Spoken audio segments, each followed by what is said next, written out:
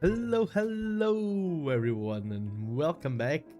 I'm TheNando, and today we are going to have a long, nice chat about my time at DoKomi. It was definitely quite an experience, but I'm back. I've walked 5,000 miles or something, and it was such a cool event. Ah, what a jump scare. Is my voice okay? Am I shouting? Oh, it's a notification.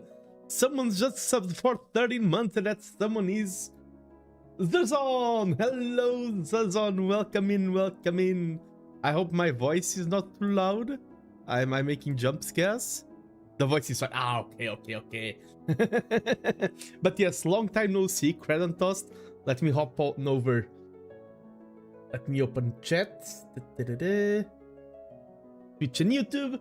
On Twitch, hello Vexel, great to see you, and thank you for rating Almantas. I did check this morning, I was at Almantas' stream, and he writes his thank you notes.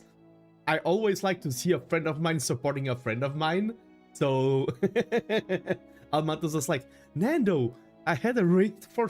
Sorry, my voice is still a little bit damaged from being sick. But yeah, I hopped onto Almantas, he was like, Nando, I have something cool to tell you, I have something very exciting. I've met a new VTuber, a new streamer who plays Go. Do you know Vexel? And I was like, yes, I know Vexel. And Almantas, darn it, why can I never Surprise TheNando. Why is he always one step ahead? Alas, it was a cool interaction. But of course, hello Zerzon, and thank you so much for the 13 months in Prime. Hello Michan, always great to see you. Always thankful for your constant and regular support on YouTube. Credentost, of course, one of the people who was with me at DoKomi. We shared an Airbnb. And Zumu as well. Welcome back, says Zumu. I am glad to be back. I'm in such superb mood. I wish my voice was more stable. Ever since I got sick, I keep getting the ish every now and then, but I think it is manageable. I think it is okay. And if you notice, we are back on the Nano Express. I love this train. I need to use this train more for streaming. And you can tell that this train is not running through Germany. This train is not going to Dusseldorf or to DoKomi. And you're like, oh, I don't know every landscape of Europe. Tell me, oh Nando, how will I know that that specific train is not going to DoKomi or to Dusseldorf? If you look out the window, the train is moving. We don't have any announcement saying, ladies and gentlemen, we are very sorry, but we will have to stop because there is a train in front of us. Then you walk, the train moves like 1 meter. Ladies and gentlemen, we will have to stop again. There is another train. We'll move as fast as possible. Freaking Deutsche Bahn, the trains. I will get there. I have a structured talk today. We will reach the train. Yep, I'm getting ahead of myself.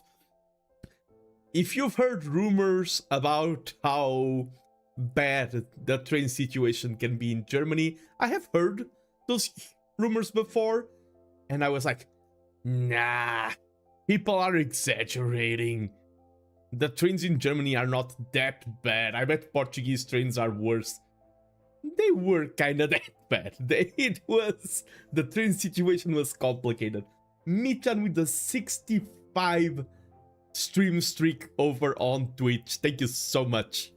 The support does mean a lot to me. And let me go to this mode and hop on with my projector. I have a lot of pictures. I'll be going through the pictures as I retell my stories of DoKomi. Before starting talking about DoKomi itself, I've been accompanying on social media what people have been talking about, what quote-unquote scandals are happening, what things are being said, and I think a lot of people had a great experience.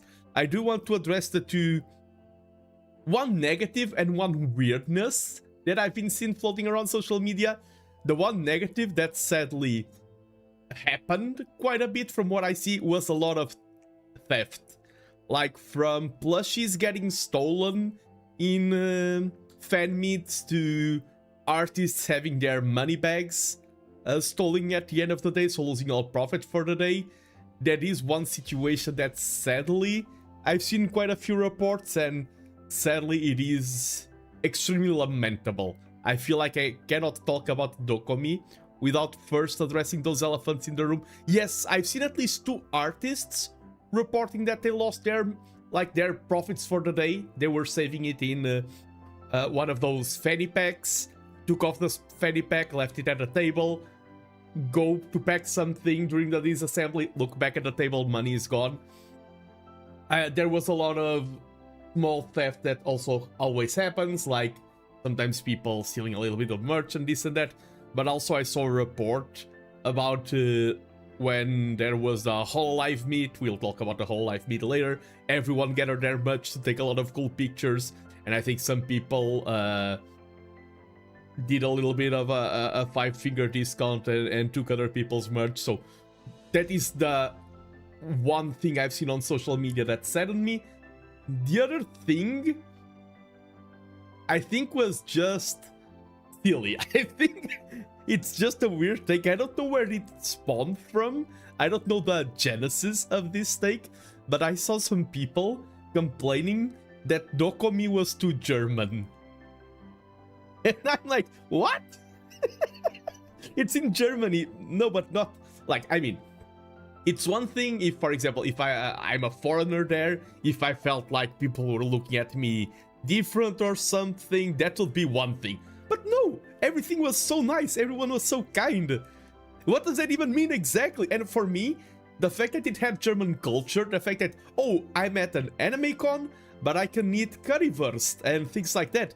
The fact that it is in Germany and it is marked by being in Germany just heightened the experience. I think some people were frustrated by some lack of English, like English writing or English communication, but I think that's...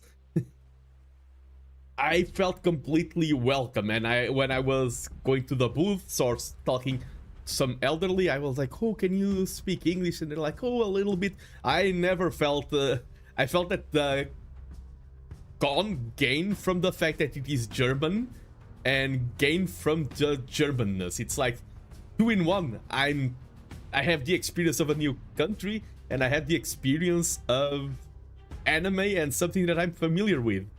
Of course, I was talking to someone, they turn around and talk to someone else, and they're like, speak Dutch? Not Dutch. You speak German? I'm thinking about Deutsch because of Japanese. Yes, I speak German. And then they like, and I understand nothing of German. But I think that's a no issue, to be honest. So let's start with my pictures. And the first one is the squad. Were the complainers native English speakers? Asks Zumu. I don't know, but I will assume so. I will assume so, to be honest. Behold, El Squadron, the Elite Four. This was our group at DoKomi. We were staying together at Essen. It was me on top left, Lady Saffron, my VTuber father, Bread and Toast, and Razor. And the squad was really cool. Let me just see. Yeah, pull out the Welsh town. I should have said, oh, you don't like German, then yes, I got to share DoKomi with these lovely people. Sharing DoKomi is too strong of a word, because the DoKomi is so big that after we got there, everyone just spread out. Everyone has so many things to do, but it was great to... I already know Kradentost quite well. Childhood friend of mine who was sharing... always a pleasure to travel with Kradentost, of course. Like, for me, it's a no-brainer. Lady Saffron, it was an honor to finally meet Lady Saffron in person. And I've heard people say, in terms of how they describe Saffron as a streamer, that she has a certain something, that she's unintentionally hilarious. She can be making a small observation and somehow something about the delivery makes it super funny. In person, it's the exact same. I just kept laughing so much, be it being like, ooh, look at them birds taking a shower, or like, man, I hate this place. I hate... Why am I not in Bavaria? I want to go back to Bavaria. Why is this part of Germany so cursed? Germany so cursed. Everything here is cursed. Why are the trains so bad? Bavaria is happy place. Why is this such a horrible place? And Razor was also super charming. Watching Razor and Saffron, they're both from the side of Paradox. Watching them discuss Paradox games and all the details and everything was really cool, and they were all super easy to be around with. It was like not awkward at all. It wasn't like, for me, I was just like, yeah, cool people, nice. It was a pleasure to share DoKomi with them. We did go the travels back and forth, and I will have more stories about that once we reach the chapter Deutsche Bahn, because that's where we suffered together. We shared the trauma of surviving the Deutsche Bahn together. What pictures do I have? Oh, this is like a prelude to how DoKomi was for me. DoKomi is big. I like walking. I walked over 120 kilometers in a week. Let me convert that to American units. 2 football fields. That is 1,334 American football fields. That's how much I walked. Over 1,000 American football fields. That's 3 marathons. Yeah, the TheNando Walk Simulator, when if it wasn't that tricky and expensive to do IRL streams, I would do a lot of them. And hello, fella, nice to see you today. I love walking. And I was also proud because I have been working out. And one of the reasons why I work out is that I feel like there are some ties between being in bad physical shape and like loneliness and mental health issues. And one of the reasons for that is that sometimes your physical shape can detract from your experiences. Like you're super exhausted physically, then you can't enjoy DoKomi. I was so happy that I started working out. I literally started working out because of DoKomi, and the fact that I was able to take over 150,000 steps just going back and forth and exploring every little nook and cranny of DoKomi, like, mission accomplished. This was so cool. To be honest, after the first night, Friday night, I couldn't sleep until 3 a.m. because my feet were so hurt and swollen, and I was like, oh no, you've done an oopsie, oh no, oh, you've ruined DoKomi for you, you won't be able to walk again anymore. Next day it was completely fine and I feel no injuries. I was so scared when my feet started turning into potato. I don't like potato feet, but then it was daijobu, and I think it's respectable to walk this much.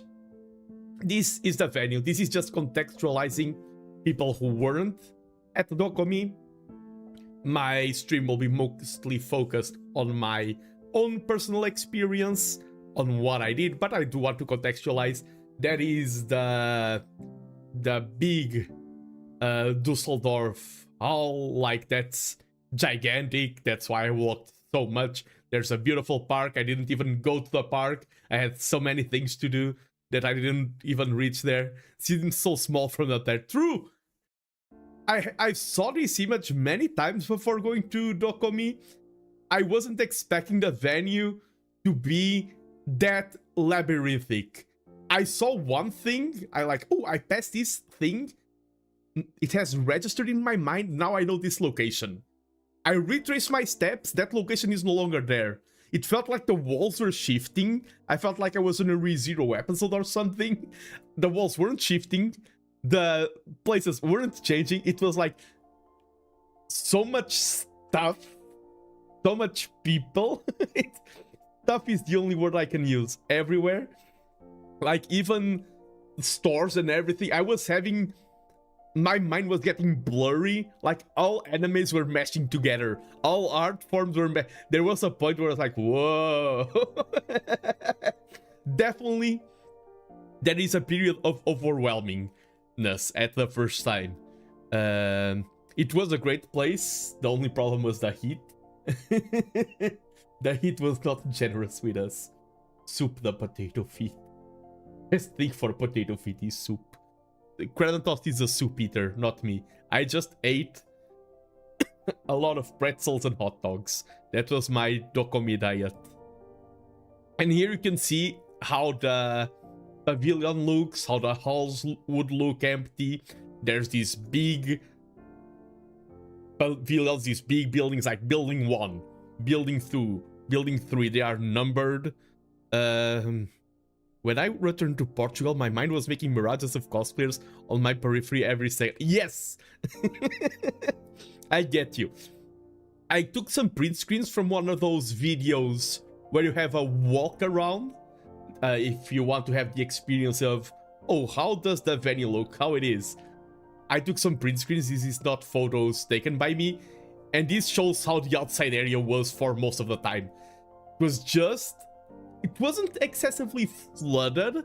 It was not like, for example, when you go on a packed train and you can't even move. I felt like movement was always fluid, and you could always find places to rest. You wanted to sit in the chair, you could find it. You wanted a table, you could. Sometimes that's hard to find at Iberanime. At DoKomi, whenever I needed space, I had it. So even though you see a lot of people here, I at least didn't feel intimidated or crowded. I never felt the sense, for example, if you're in a concert, I didn't go to any of the concerts, that feeling of, okay, I'm in the middle of a crowd, you can get a little bit of anxiety. Even though there were a lot of people, I personally never felt anxious. I felt like I want to go there, I can do it. I will not be colliding against people. There were a lot of nooks and crannies. If there's a shadow, people will center around the shadow, but there will be enough place for people to see it. Inside the pavilions, that's next picture, you can see inside one of them, some areas when there were queues or something could get a little bit packed, but you could walk around easily. There were so many table spaces, like Pavilion 3 had table spaces, that's the artist pavilion. Pavilion number 10, the streamers and YouTubers pavilion, my favorite one, also had a lot of tables. It was... I just meant give the potato feet a warm water soak. Ah, okay, Felon, sorry. I've heard, I was with one of the VTubers I met. He works in physical therapy, and she told me ice and compression. Ice and compression. If you turn potato again, ice and compression. That was her her tip. But yeah, you walked around, you saw cosplayers everywhere, you saw people everywhere, lots of nice shirts, lots of nice merch, everyone looked really cool, but it wasn't overwhelming. If you wanted to like, just sitting around and watching the people pass is enough of an entertainment. And when you lose someone or when you find someone, chances are you'll never see them again. In one of the days, I saw someone wearing one of the marine shirts, the Hosho Ichimi blue, red and white striped shirt, and I was like, I want to take a picture with him. Guy turns a corner, I never saw him again. Never again. Nano went to outside house and is now traumatized. No, Moj, I walk so much. I'm the #1 VTuber who touches grass. Welcome in. But I am indeed a chronicle grass toucher. Do not worry, I was not traumatized. On the contrary, it was such a cool experience. It was such... On a personal level, it was so enriching. I'm just doing context. Then so that people know what DoKomi is, or have a... I'm painting a mental picture. This is in the introduction. This is chapter 0. We'll soon get into chapter 1. This is the map. And, for example, that area on the bottom left, that yellow area that you can see on the map, it is a bit small. That was the Go area. I just discovered that whole space existed at the end of the last day. I was like, okay, what to do now? Kredantost, where are you? Squad, let's meet up. And Kredantost is like, I'm here, with an arrow pointing there. I'm like, what's that? I've never been to that space. I've been 3 whole days there, and I arrived there and there was karaoke, there was Go, and I was like, how does this exist? How does this space... But yeah, Hall 1 was a little bit of everything, had a lot of manga. Hall 1 felt like quote-unquote mainstream stores. Hall 3 was a lot of the artists. Hall 4 was cosplay. Hall 5 was adult stuff. Hall 7 was storage. Hall 9 games. Hall 10 streamers. 17 was cars. That's 18 or 16. I think it's 16. Had the concerts. Oh wait, actual Go. Yes, actual Go Felon. It was the last time the last thing I saw. So it's at the end of the presentation. The Go spot they had was really, really cool. I took quite some pictures there. I have a picture playing against Credentost, and I was talking to the Go organizer there. She has been promoting Go in anime cons for over 20 years, and she gave me so many good ideas to promote Go in Portugal. DoKomi, like, I'm a person who likes to do a lot of different things. I'm a very multifaceted streamer son. DoKomi was very enriching in every single one of those venues. When it comes to speaking Japanese, I had my chance. When it comes to networking as a streamer, I had my chance. When it comes to author and book related stuff, I had a chance. I had a chance to do Go stuff. I had a chance to walk 500 miles. It was really fulfilling. I felt really good, and I still feel really good. Often after these big conventions, you can get hit by the post-con depression. It is a thing. If you feel that, do not worry. You're not weird. It is something normal. It has to do with spikes of hormones and yada yada. Brain physiology. Yeah, we are all machines. It looked like the golf course or something. True. Even had kendo. Felt at DoKomi, I felt like I was walking through the whole life of Nando. But yes, I still don't have the post-con depression. Maybe this stream will close DoKomi for me, and then post-con depression will hit after. We'll see. But here we are. That ends the contextualization. This is the first picture I took at DoKomi itself. We arrived there by train from Essen, and this is little Nando. I had a cutout of Nando that I carried with me, and it was useful, very useful, not only for pictures but also for networking. This is the first day. This is Friday, and it was indeed a frying day. All 3 days were so hot. That's the one thing, if I could give one feedback to DoKomi, is lower the weather temperature. The AC, the air conditioner, was really good compared to Portuguese cons. You felt such a breeze of fresh air going inside the indoor spaces. It was like, such a relief, freshness, especially on the less crowded pavilions. For example, I spent very little time on Pavilion 3. It was one of the coolest ones with the small artists, but it had so many people that I felt like it was always warmer.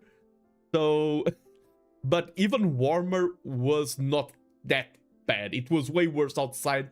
I'm glad they have good AC. And this is the aforementioned Pavilion 3, a view from above, and it gives you a sense of, okay, this is big and there's a lot of people doing a lot of stuff. Sorry, I do apologize for this. There's nothing I can do. Yeah, this wasn't the most packed I saw. Next convention, aircon. True, so true. When are we having aircon in Portugal? I need one of those. And my first ever event at DoKomi, I had a mix of two mindsets. Or three. I had main quests, side quests, and then roaming mode, where I wandered around, talked with people, and found out new things to do. And hello, Jamalan Stripes. Welcome in. Jamalan Stripes. Okay. Just checking how to parse the name. So I was divided into... This is a main quest. This is something I really need to do. I had some, okay, this is a side quest, this is not that important, maybe if I had time. And sometimes I think if you feel your schedule too much, it can be bad for the experience. So I did leave quite a few moments to just wander around. You're cool. Thank you so much for the kind words. Thank you for the compliment. Welcome on in. I hope you enjoy your stay here aboard the Nando Express. We are talking about DoKomi. And my first thing at DoKomi was a main quest. I had my VTuber friend Wilhelm van der Bos doing a meet and greet at the table from Melon Bread. And this is exactly where I focused. I was laser focused. I'm like, okay, I've met Vil, we've talked online, we've streamed together. I was like, yeah, we are online friends, but I want to go to his meet and greet. I also wanted to meet the other Plumies. And I logged in, I went there. And first, I was in a queue. And I felt like this isn't the right queue. The people in front and behind me don't have Plumie vibes. Plumie are Wilhelm's fans. And then I realized I was at the queue, which was already quite big, to buy stuff from Melon Bread. I look to the side and I see a group of people, like 5 or 6. And I'm like, they seem kinda... They seem more Plumie coded. Maybe that is the meet and greet spot. And I seen the backpack of one of them. A plushie of a Plumie. And I'm like, oh, those are my people. And first, I was approaching them with a little bit of uncertainty. Like, okay, are these actually the Plumie? I ask, oh, is this the... Let me just...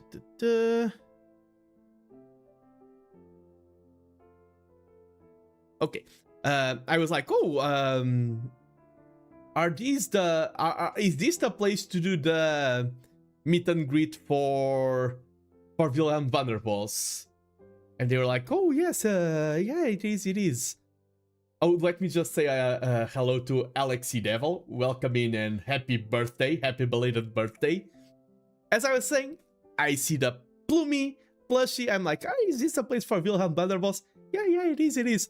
I pull off my small cutout of TheNando, and I'm like, oh, do you recognize me? And everyone's reaction was so explosive. It is funny. I'm the kind of person, by the way I process emotions is that if I'm super happy or super sad or super frustrated, at the moment, I don't show it that much.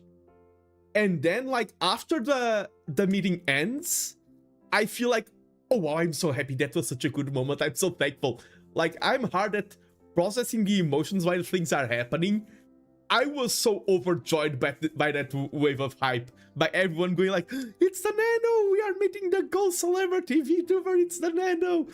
And Lapis Dragon was there, Natsu was there, Akira Ochiba was there, Momo was... It was so cool. I'm like that too, I'll process the emotions 2 hours later. Yeah, it is a thing. Some people do be like that. And everyone was like, party. It was so cool. I felt... And it is funny because I haven't met them, but you create a certain image of people online. Sometimes it's not like the actual physical image, it's like the vibes. As I said, the first queue I was didn't feel Wilhelm vibes. That group of 5 people, I was clearly, okay, these are the Plumies, zero doubt about it. Everyone was so cool. Then the technicalities happened. What happened was that we were supposed to meet with Wilhelm at that booth, and there were some technical issues. DoKomi had just opened, things were very chaotic, but Natsu, Wilhelm's mod, did pull through, and we decided to step away. We went to a corner and we kind of hosted our own little meet and greet. And I'll be honest, I don't know how it looked like on Wilhelm's side. I know that Wilhelm, good friend, he's proud. He's proud of what he does. He has good content. He likes to be kind of a perfectionist. I don't want to use the word perfectionist because sometimes it has a negative connotation, but he is a perfectionist in a good way. And since things weren't working, maybe he felt a little bit of anxiety and maybe, oh, I'm letting people down. But what happened was we moved into another corner.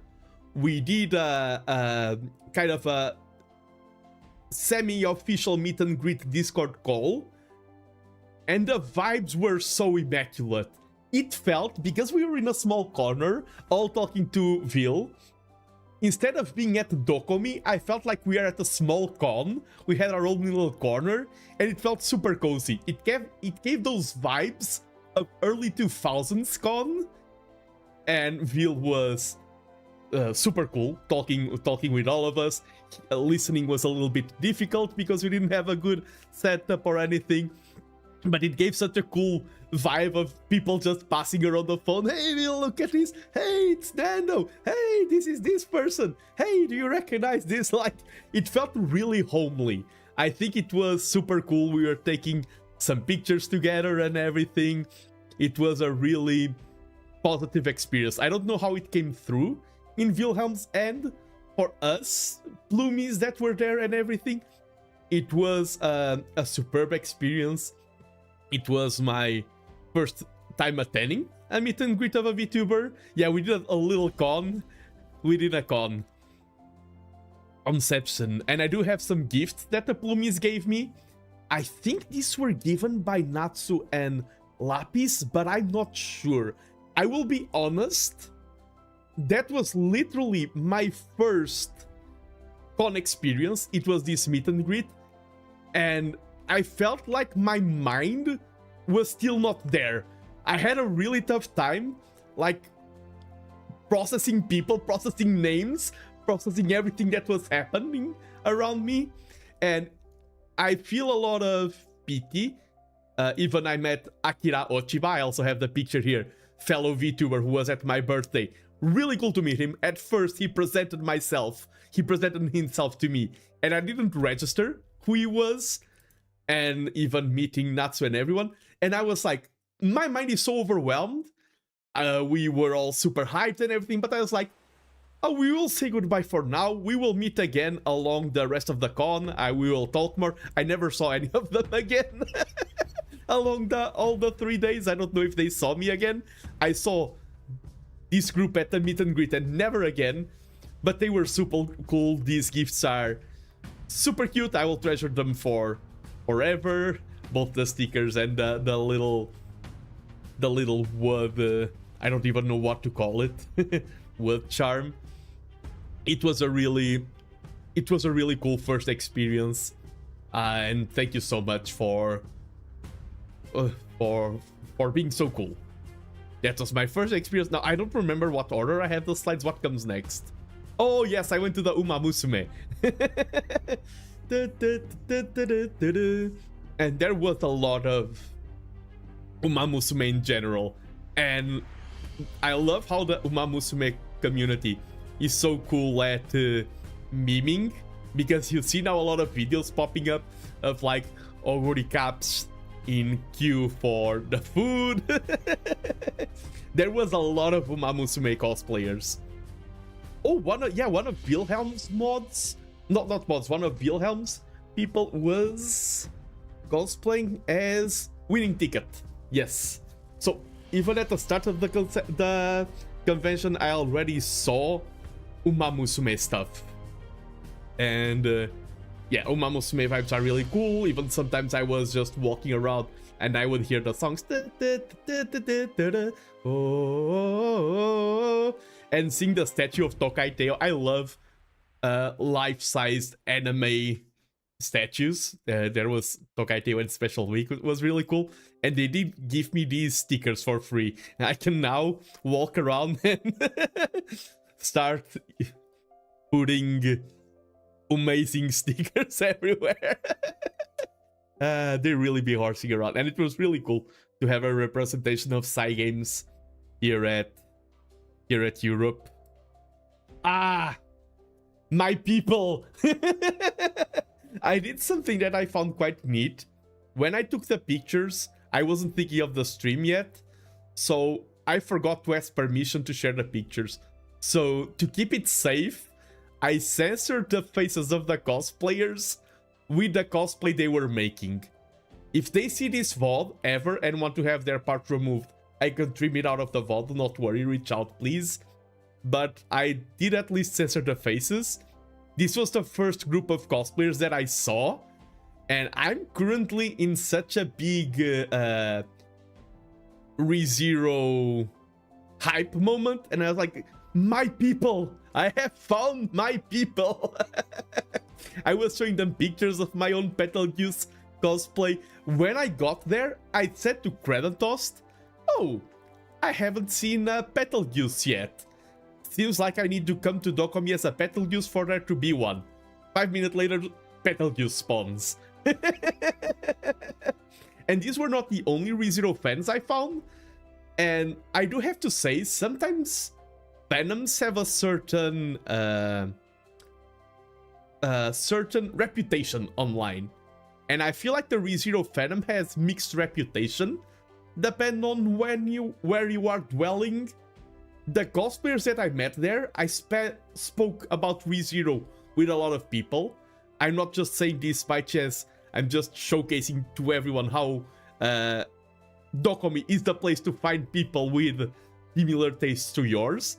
And everyone that I found that was cosplaying ReZero and that we spoke about ReZero were really, really cool. All really positive experiences. We then, of course, each went our way. And oh, I do have to say, because Kradentost took this picture, and going back, Kradentost also took this picture, Kradentost wasn't at the meet. I say that I've separated from people and never saw them again. Me and Kradentost split at the start of the con, and somehow, randomly, by miracle, we ran into each other like 1 hour later, 1.5 hours later. I have no idea how that happened. The chances are very slim, if you've seen how DoKomi is. But yeah, this was my first picture with the group. There were a lot of cosplayers. I don't know if I have the picture here. Oh, the next one. The Subaru cosplayer was super nice, but because of the current meme, the Subaru, the Aura Monster, I had to put the Aura Monster face. That was the ReZero car behind us. I also spoke with this Subaru and his friends quite a bit about ReZero. We were talking about how cool the current season is being, how we love the writing, how, like, when you talk to a lot of ReZero friends, you really feel like, okay, they understand why I like this show. They understand. And this picture with Subaru the Aura Monster in front of the Ram and Ram car was really cool. And when we were going to take this picture, he was like, oh, I'm Subaru, I need to go take the picture with Ram. It makes sense. But I'm like, sorry, man, sorry, I'm Team Ram. I need to be the one taking the picture. It was maybe the most tense moment, the most hostile moment I had in all of DoKomi. But I did have we did have a picture with me and Subaru, and you can see the car there. There was a hole, not whole, like 60% of a pavilion was just these cars. I think Itaisha? I keep forgetting the names. Yeah, the Miko Expo buddies. I was wearing, good call, Kradentost. I was wearing the Miko Expo shirt that you can see there. This picture is better to see. Oh, I mean, this is also squished. This, okay, this one I can see kind of decently. I was wearing the Miko Expo shirt, and first I saw people wearing the exact same shirt, even while walking to the venue. And I was like, hey! And they were like, hey! I saw like 4 or 5 people with the exact same shirt, but even I was just walking around, wandering mode, and a really kind German girl came up to me and said, and I was like, sorry, I don't speak German. And then she's like, oh, my English is not very good, but I want to say really cool shirt. I love Miko Expo, really cool people. And we were talking, I was showing them pictures from the Miko Expo. Really cool person. A lot of like random people that either I approached them or they approached me randomly, like, hey, cool shirt, let's have a small talk. Were all super cool experiences. And my Miku shirt was definitely the shirt that got me into most conversations. I used Hololive merch in the other days. It was more discreet. The Miku shirt was definitely the one that was the best conversation opener. You don't even need a cosplay, just a shirt is enough to get you into conversations. But yes, me and the Aura Monster. Oh, I had this picture. This is not a picture from the DoKomi, because every single con has the anime. The anime that, or game, because it was Genshin some years ago, that definitely blew in popularity and has a lot of cosplayers, I felt like this time it was Gachakuta's turn. And the thing about Gachakuta is that the designs are so freaking good, even though there were a lot of cosplayers, in terms of proportion for Gachakuta, every single one of them looked so freaking sick. Like, for example, when it was Chainsaw Man, I feel like you saw millions of Chainsaw Man cosplayers, but since to cosplay Chainsaw Man all you need is a shirt and some pants, it was like, some are cool, some are less cool. Gachakuta has such a range of designs. There's the character that is fully covered with like a onesie and all. Such a range of badass designs that I just saw a lot of badass Gachakuta cosplayers. I think it was the anime that was very highly represented. Of course, the staples like Uma Musume, always a million of Uma Musumes. There's always things from Naruto, always 40 or 50 Astolfos. The classics never fade away. I feel like the newcomer to the block was Gachakuta. Oh, these are some of the cars that were scattered around, like the Hatsune Miku car, the Gargura car, and if you look inside the car, this one was being driven by Frieren with a freaking plushie of a shark on top. Like, even inside the cars, they were filled to the brim with merch. This is the Mikometo car that I met Kratos here because we got separated and he was like, I met the Mikomet car. And I was like, where? I didn't see that one. Oh, that's another thing. There were so many things everywhere. You could do a lap around the car pavilion, see every single car. I guarantee you would not see 2 or 3 of them. It was such an information overload.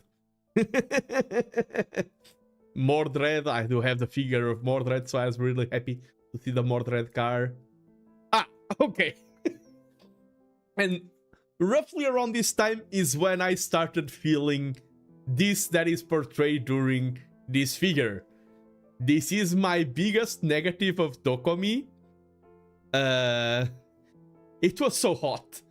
Why was it so hot?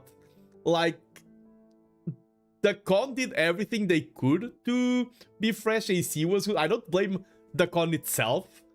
Like, it was literally a heat wave. It is a warm season right now, but that was unnaturally warm. Especially on Saturday, I felt like, I don't know the actual temperatures, but one thing is the temperature, another thing is thermal sensation. Saturday, since it was the day with most people, and it also felt the warmest, I saw quite some ambulances having to carry out people. I felt so bad for those really badass cosplays that have a lot of layers and can be very dark. And there were people like, there's the dances. If you go do physical activity, I mean, I did walk a lot, but that's more relaxed. If you did a lot of physical activity during DoKomi, you were in severe danger of a heat stroke. I think that for me, besides the Deutsche Bahn, the German trains, the biggest negative was the sun. We need to move the sun a little bit away for next DoKomi. Yeah, the mini fans. If you watch a video of DoKomi, a walk around, so many people get using mini fans or like other stuff. Like, everyone was trying to find a way to cool down. It was the #1 DoKomi priority. Oh, this... I was getting like... There were quite a few VTuber stuff, but I hadn't seen a VTuber cosplayer yet. And then I saw this Nimi, and her cosplay was so freaking good. It looks amazing. I was like, can I take a picture? Sure. Super kind. I did. And once again, I saw this person once and never again, but her cosplay looked amazing. It was the first... I mean, besides the celebrities, there were a few celebrities who were doing cosplays, and if you want to spot them, you just need to check their spawn points. This is the first cosplayer that I saw roaming around that was a VTuber cosplayer. This Nimi, and it was... she looked amazing. Really cool cosplay. And what's next? Oh, I met the legend. I like how I censored Linket's face with his own face. I was like, he's known. Do I censor his face or not? And I came to the conclusion of censoring Linkcat using his own face. Yeah, this guy, for those of you who don't know, I was so happy to meet him. Linkcat is a legend in the Hololive fan community. He became really popular because of the face you are seeing there during one of the concerts. I think it was Toa who was performing, but I'm not sure if my memory is eluding me. He was like shouting with a lot of passion, and the camera was focused on him, and he became super viral. Now he's kind of one of the faces of the Hololive fandom. There's quite a few, like Jimmy Weepshooter, I think it's his name. There's, like, if you've been around the Hololive fandom, you know that there are some names you just remember. Linkcat is one of them, and I was so happy. I saw him, and I was like, is that him? I'm 99% sure it's him. I open X, checks his profile, and I'm like, it's him. And I'm like, dude, I'm a legend. Can I take a picture? We didn't speak a lot, but he was super cool, super chill guy. I could tell he was extremely exhausted, because I think he was doing like a marathon of going to a lot of Hololive stuff and concerts beforehand. Really cool guy, really cool chest. And that's the thing that I want to portray with these pictures, is that I wasn't searching for him. I was walking around and I'm like, hey, it's that guy. He just spawned. And that's what's cool about being at the heart of the emotion, being at the place where everything happens. Oh, this is just to show you the space itself. This is the meet and greet with Salus. I will talk about meeting Salus later. There were quite a few VTuber meet and greets. And this is what it looked like. You had a microphone. There were like the big meet and greets with like Iron Mouse and such, but there were other booths scattered everywhere, each one with their specific setup. This one was from, I wrote down the name, V-Star. I think that's the name, V-Star. And yeah, this is the spot. I spent quite a little amount of time here. And I met a lot of people who I've been admiring for a while. I already know about them. And I got the chance to meet all of them. And the first one, this is showing Salus. We'll go back to Salus later. The first one I met was Cozy 2. She's now mostly known for Lodestar, which is probably it's one of the biggest GTA roleplay servers. She is one of the 3 admins, owners, mods of the server, and I've known Cozy for quite a while as a fan. We had never spoken, but she's been on my friend Junken's stream. And speaking with Cozy was really cool. I was just walking by, and I looked to the left, and I was like, hey, it's Cozy's time now. She's there on screen, and I'm like, hey, can I join the meet and greet? And the staff, they were like, oh, yeah, sure. And I really like this booth because the environment was very relaxed. I could take my time to talk quite a bit to Cozy. The staff was so kind. I was calling them the staff son. I was talking to Cozy so much, they even brought me a glass of water. Like, dude, hydrate. Dreamers have to... By the way, taking the cue, I'm going to hydrate IRL right now. But yeah, talking to Cozy there in the meet and greet, it was my first time doing a meet and greet with a VTuber I hadn't talked to before. And Cozy is someone that I admire a lot. She's the kind of person that I see. I told her, like, oh, I like GTA RP, what if I made a server? And she made a server. She's like someone who does a lot of things. I feel like she's very proactive. And for me, I even got a little bit nervous there. I felt like I was I didn't feel like I was meeting a star. In my view, I was meeting a star. I could take my time to talk and chat. I will probably check Lodestar as a role player in the future. I was talking to her about some of the incidents that I follow as a lurker, some of the things that happen. I was like, oh, I know that this happened in Lodestar. I remember this and that happened. I can't imagine how much patience you have for running a server like that. Like, dealing with VTubers sounds like you're in a kindergarten and you're like the teachers. Everyone walk to the left, and like half of the kids are like, I'm going to walk to the right, I'm a stinky. I feel like running a GTA server. It's kind of like that for VTubers, but nah, really cool that I got the chance to meet Cozy. I feel like I had so many things to say about the meet and greet, but because this was one of the first ones, it's like, my mind, it is fading. But nah, her model is really cool. She made her own model and everything. It was really cool to have the chance to meet her. And now, oh, I thought it was another slide. The KFC guy. Right before the day ended, we did see the KFC guy. This is the embodiment of how sometimes being creative in cosplaying is very powerful. He was carrying around that bucket and you could get inside. He was a legend. This is a great cosplay. This is a superb... This is like what... Not the first image that comes to your mind when you think, oh, what's a superb cosplay? It's not the KFC guy. I think this is the version of the KFC dating sim. But this was a superb cosplay. You could get into the bucket and take pictures. He's waifu hater over on Instagram if anyone wants to follow him. And he even gave me a ducky. He was giving out duckies as well. Little ducks. Like, it was so random. Like, hey, can we take a picture inside the bucket? Yeah, sure, get inside. Took the pictures.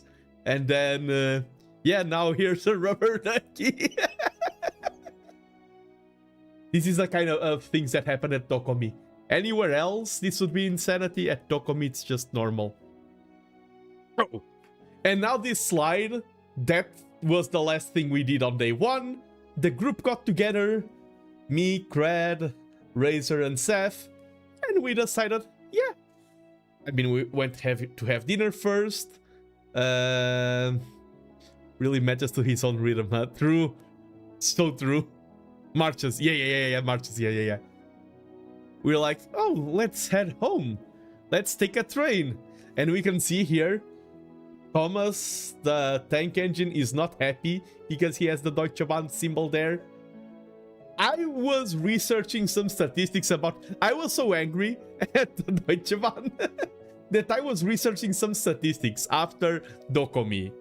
Last year, German trains had as much accumulated delays as the entire rest of Europe combined. The situation has always been bad and it keeps getting worse and worse. In Portugal, 1 in 5 trains are delayed more than 5 minutes. In Germany, it's like 3 in 5 trains. If you hop on a train, there's more chance that the train is delayed and it arrives on time. And not only that, like there are layers to this. You are on a line, checking a train like you check on Google Maps, and then suddenly, oh, the line has changed, and you see everyone running to the other side, and then, oh, the line changed again. If you're distracted for 1 minute, you lose your train. They keep changing lines. It's like, oh, line 1. No, it's actually line 4. No, it's actually line 2. And we were on a train, and if it wasn't for the a nice German lady who was like, oh, do you want to go this way? And we're like, no, we want to go that way. And she was like, oh, the train is about to split in 2. You need to go to the back carriage or you'll go to Narnia. And if it wasn't for that, we wouldn't have no idea and we have gone to Narnia. It took us roughly 2 to 3 hours to do a 15-kilometer voyage. A 10-mile voyage. I guess I shouldn't complain about you. Like, it was a moment, it felt like a utopia. That moment in the Deutsche Bahn train, everyone was getting united. In the German trains. The French were like, ah, our trains are bad, but not this bad. The Portuguese were like, ah, our trains are horrible, but not this horrible. There was no one British with us, but probably the British would be like, ah, British trains are bad, but at least we aren't German trains. It was... I've never been to Germany. When people told me horror stories about the German trains, I've always been a defender. I was like, it's not that bad. I'm sure people are just exaggerating. It can't be that bad. At least our experience, it was that bad. We arrived home at roughly 1 a.m. Like, I had DoKomi the next day. I was the only one going on Saturday, so my day was different.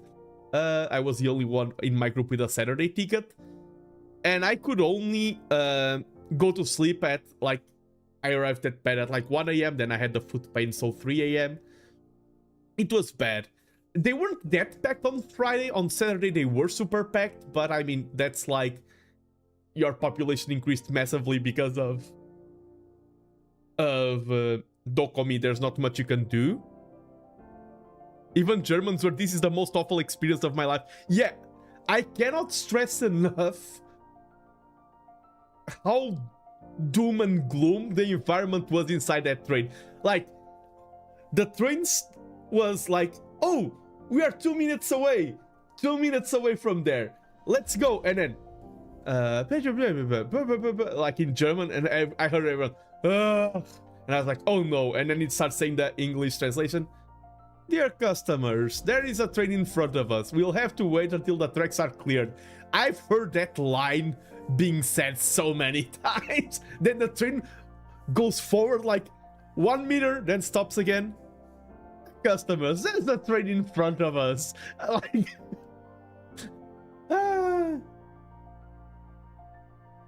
I've had a moment or 2 or 5 like that, but that's among a list of uneventful trips. Yeah.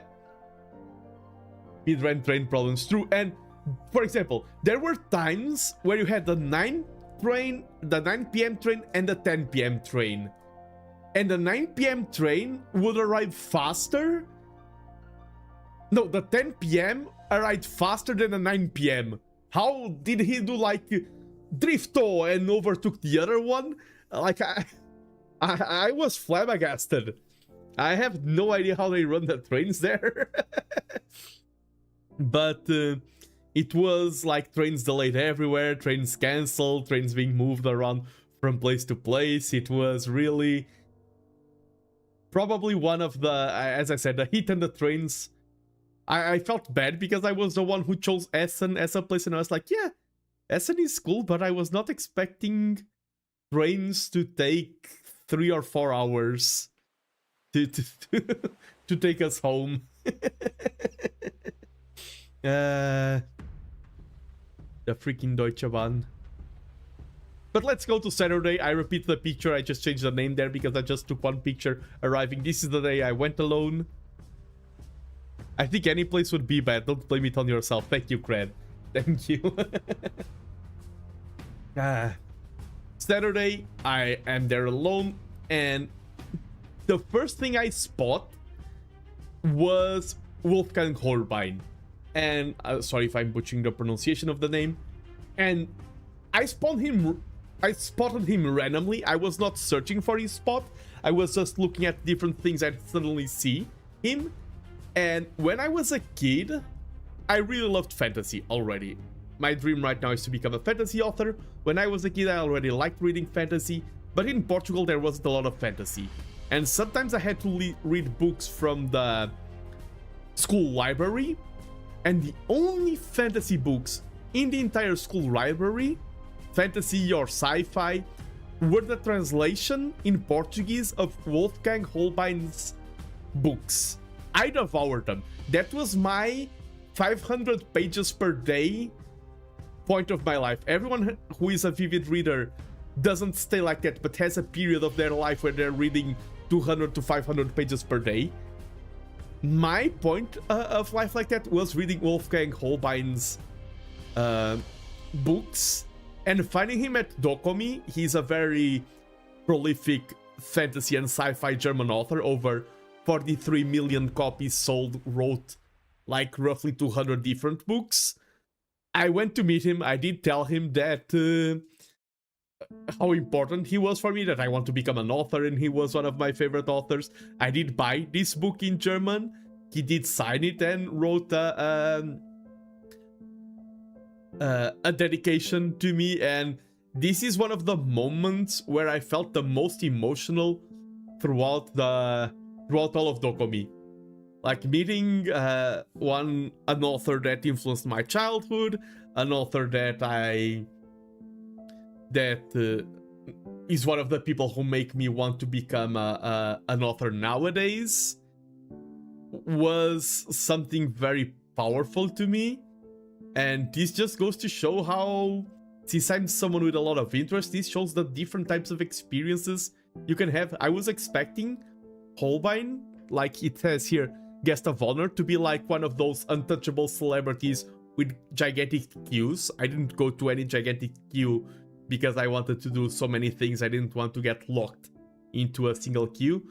But no, he was just there, chilling, super accessible, and it was great. The moment after, as I said before, sometimes I have delayed emotions. He signed a book, and I walked away from the booth, and I'm like, wow, that just happened. That's so cool.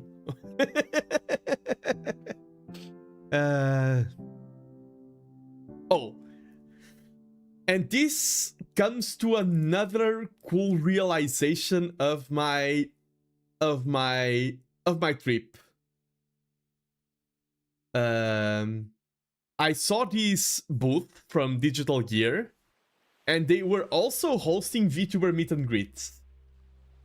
And I noticed that there was a Japanese VTuber, a Japanese a V-singer VTuber who does a lot of song covers and everything, was there. And I went for the meet and greet. There was a translator, like people asked questions in English, she replied in Japanese, like translation did translation, and it was a whole long process. And I was like, this is my chance to shine. This is my chance to try and speak full Japanese with a VTuber. And it was Nefla that you can see here. And I started talking. I was like to the translator, oh, I can speak a little bit of Japanese. I'll try to do Japanese. And I was like, konnichiwa.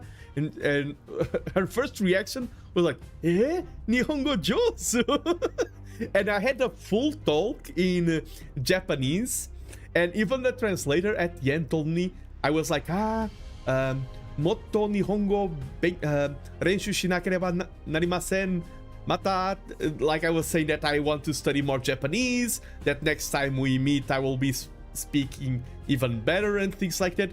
And she was like, no, your Japanese is already so good. And even the translator was like, bro, your Japanese is so freaking good. And she was super kind. It is cool that if you check her channel, Nefla, on YouTube, she has a stream of her meet and greets, and our voices, the ones asking questions, is a bit muffled. I think they censored it on purpose, so viewers can't listen in case someone said anything weird or something. But you can hear Nefla's full POV of the conversation with me, which is a very cool memory. And I was talking to her, I was asking, I heard her sing a little bit of Ado to the other meet and greet persons, and I was like, oh, what's your favorite Ado song? And she was like, Kira Kira, do you know it? And I was like, yeah, of course, I've been to Belgium. I saw Ado live. And she was like, really? Yeah. And then she was like, oh, you want me to sing the song for you, Kira Kira? And I was like, yeah, sure. And the translator was like, bro, pick up your phone and film it. Like, go. And I have here the moment that I'm going to show of her singing Kira Kira and me recording it on the phone. It's not the best recording because I was focused on enjoying it live. I was moving around and everything, but it was so cool.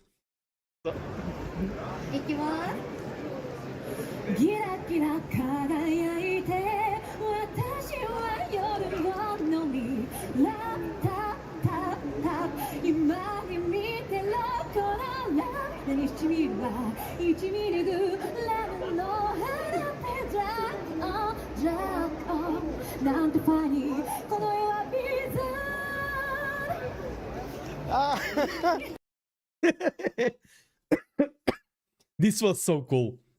And like, for those of you who know the deep Nando lore, not the Nandalorian, that's another thing.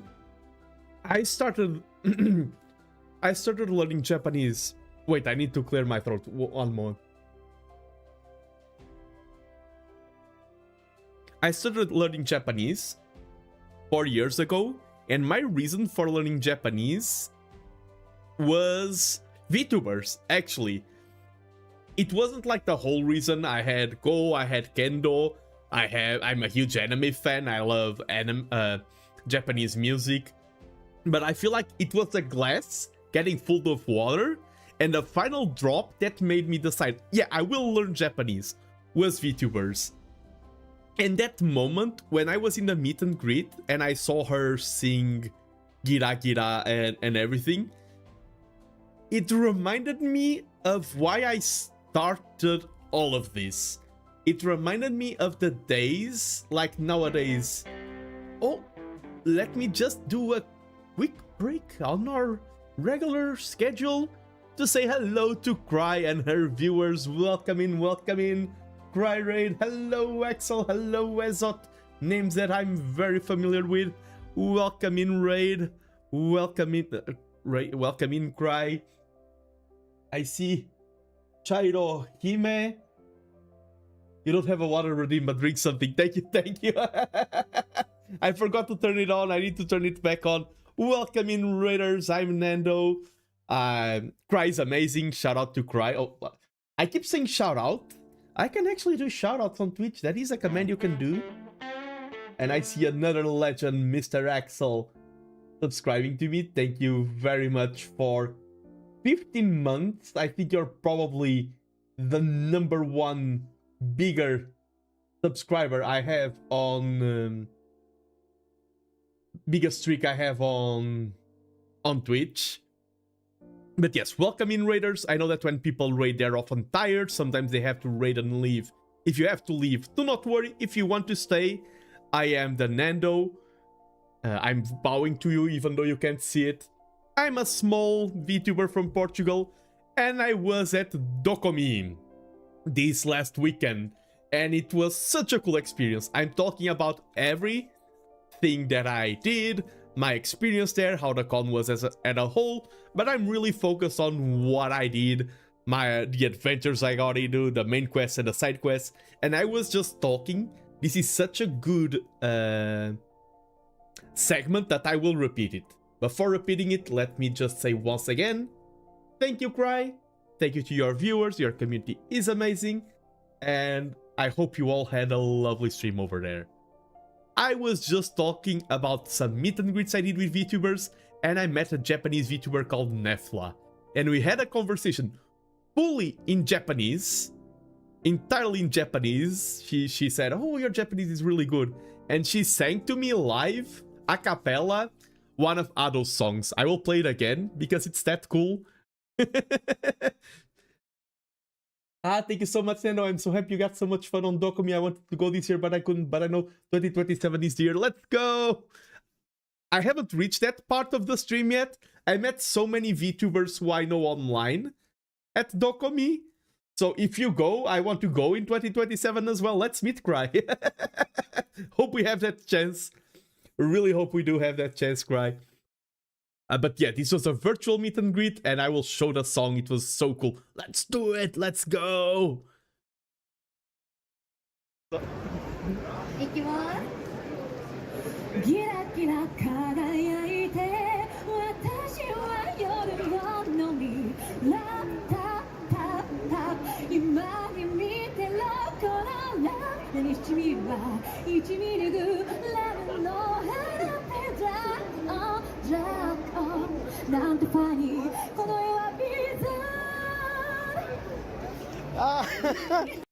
And you can hear me with my little cough there.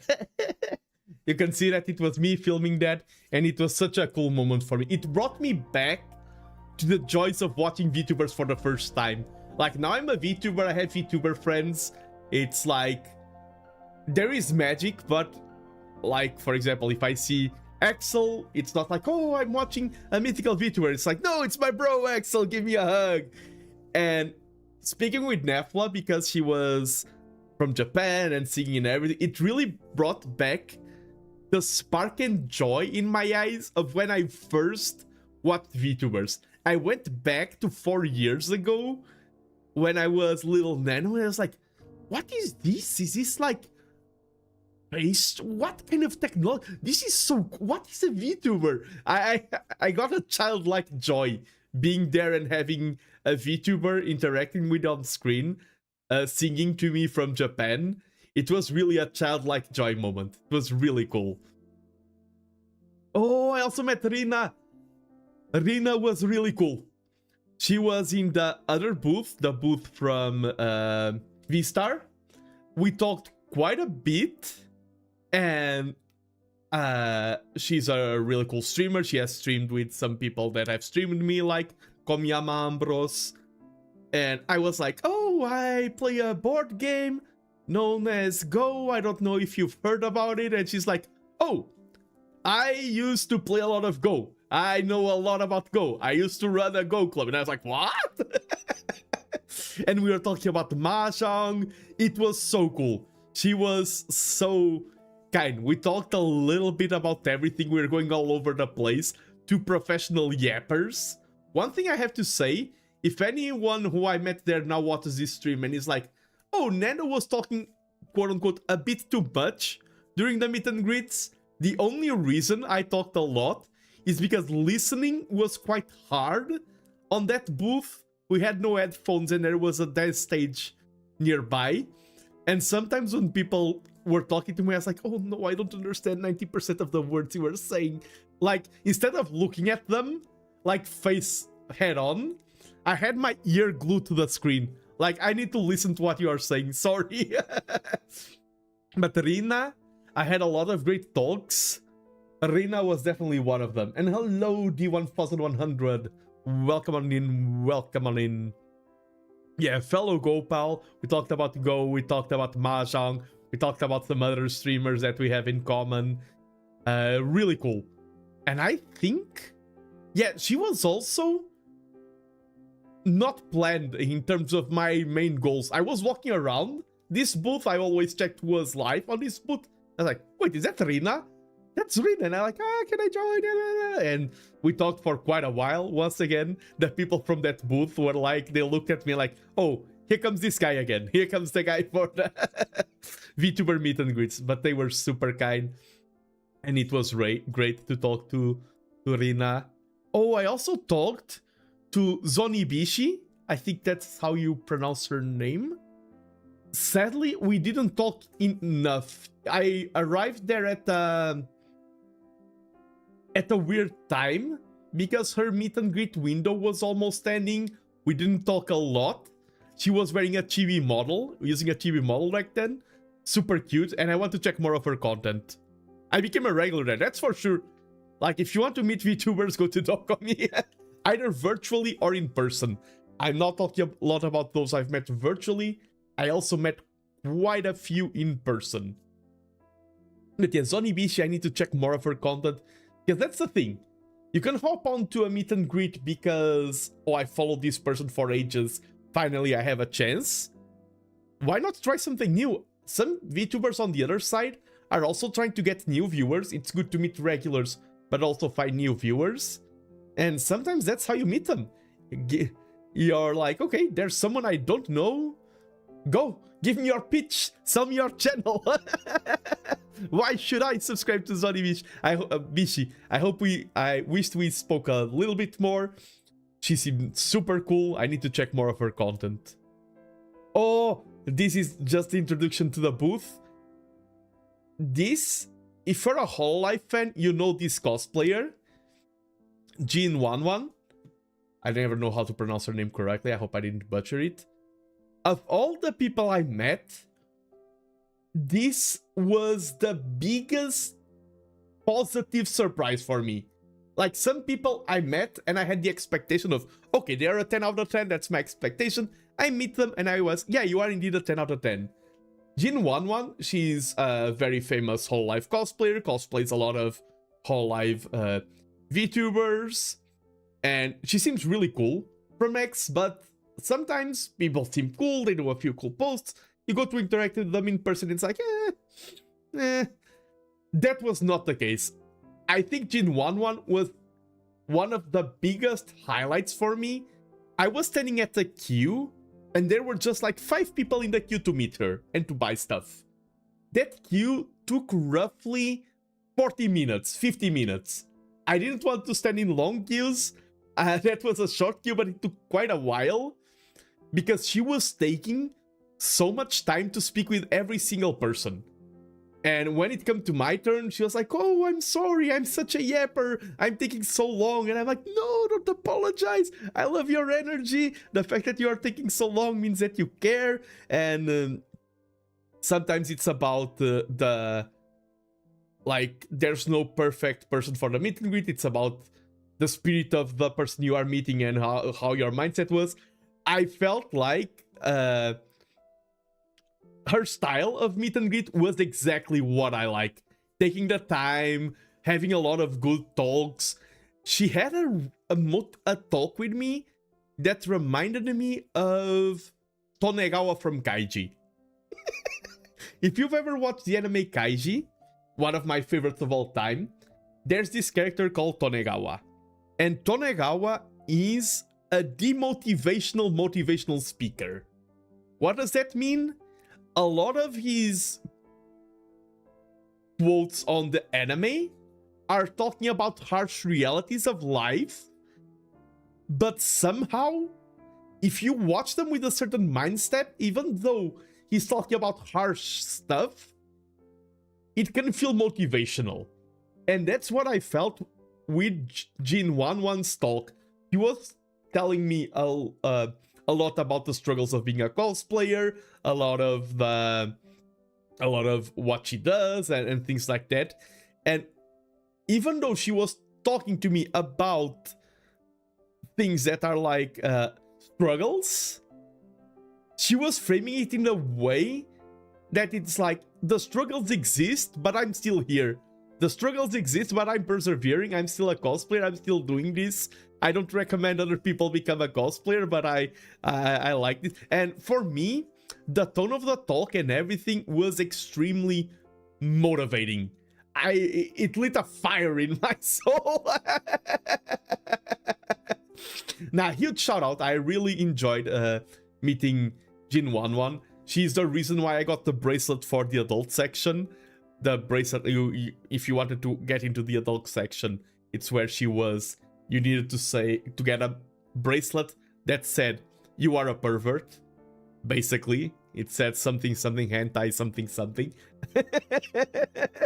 I got the bracelet just to meet Jin11, and actually the adult section was great. I was just expecting it to be just untastefully lewd in general, with a few cool spots. But no, I think the adult section was in general, both the cosplayers, the artists and everything. I think it was a really cool section of DoKomi. If you're an adult, I recommend it. It even sold a little bit of alcohol, like meat and everything. People told me that it was the best place to get cheap fries at. Oh, I forgot to tell a story about the V-Star booth. Let me see. Let me go back to a V-Star character. When I was doing the meet and greet there, I ended the meet and greet and I went back to... I went to the side and there was someone and I'm like, is this person wanting to meet me or not? I didn't understand their intention based on body language. And I was like, do I know you? I wasn't this aggressive, but I was like, do I know you? And he was like, I don't think so. Am I supposed to know you? I don't think so. I know you. No, I don't. We are like that. And I'm like, oh, I'm a small streamer. You probably don't know me. I'm this guy, Nando. And the guy goes, you're Nando? And I'm like, wait, someone knows me? And he was Professor Lakitex. I think that's the name. And he has rated me a few times on Twitch from Axel's side of things. believe, Professor Lucky Tex. And I just randomly stumbled into him. That's why it was cool to have the Nano cutout, because I was like, oh, I'm just this guy, no one knows me. And he's like, I actually do know you, you're Nando. It was like, I'm in a con with over 200,000 people, and I ran into someone who knows my channel. I have 450 followers on Twitch, like 600 subs on YouTube. I'm very small. What are the chances that without scheduling, without anything, I ran into someone who knows my content? That was also one of the highlights. That was a really, I can't believe this happened. How did the stars align in a way that I ran into someone and he was really cool? We were like, shaking hands, talking a little bit about this and that. It was really a cool moment. What are the chances? Peak encounter, UR pool. Yeah, oh, you're talking about the UR pool? That's how people describe the Deutsche Bahn, the trains. It's like a gacha, where you have like 1% chance of getting a good train. It's like one of those gachas with no pity system. That's the Deutsche Bahn trains. Oh, next picture. Meeting Hatsu, this VTuber, was really funny in the circumstances. I saw someone and they looked extremely tired. They were like in a table, alone, looking so tired.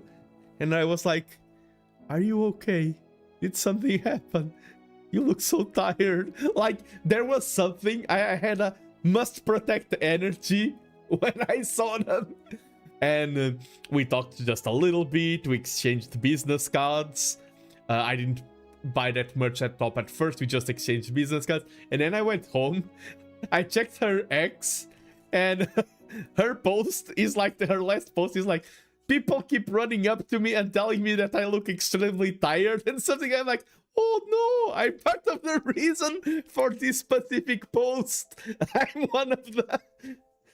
I know that it's funny because I know the two types of people. There are people who, if they are tired and you tell them you look tired, they like it. They feel like it's validation. They feel like, okay, people are watching my efforts. People see that I'm actually exhausted.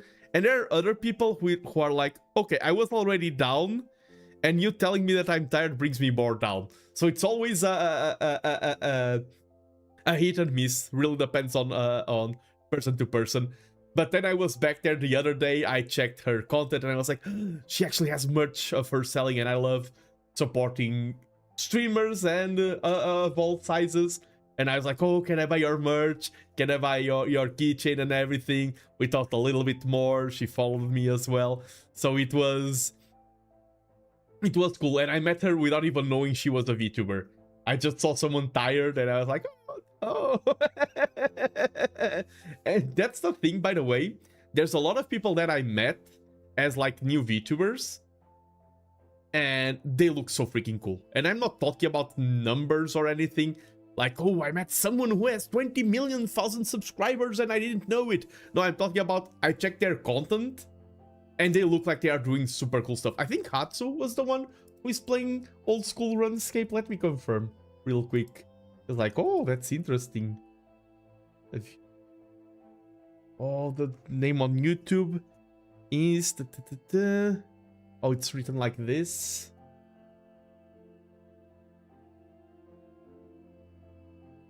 Why am I looking? Oh, I written it wrong again. Why am I looking at other VTubers' content while I'm streaming?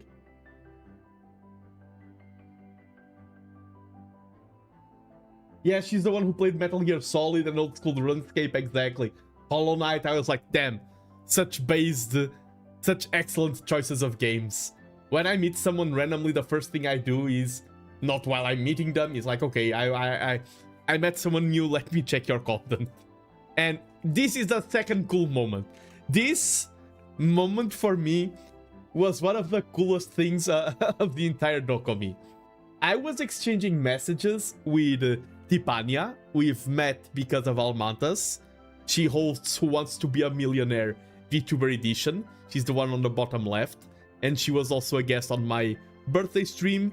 And I was exchanging messages. I know she came from America for DoKomi. And I was like, oh, let's try to meet. At first, it was being really tricky because DoKomi can be quite labyrinthic. I misunderstood her directions. I was like, oh, I'm here. No, I'm in the wrong spot.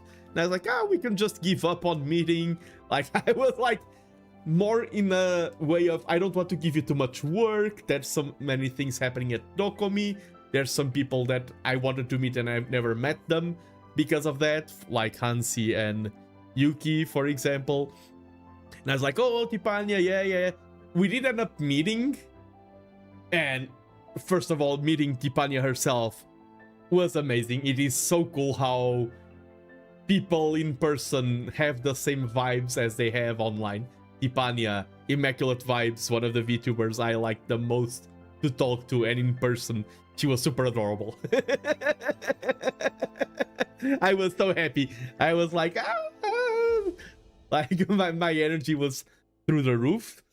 And then one of the person with Tipania, I don't remember which one is which, also gives me the business card, also a VTuber. Someone is next to us and it's like, wait, you are Tipania? She was overhearing the conversation. I'm also a VTuber, and brings out the business card.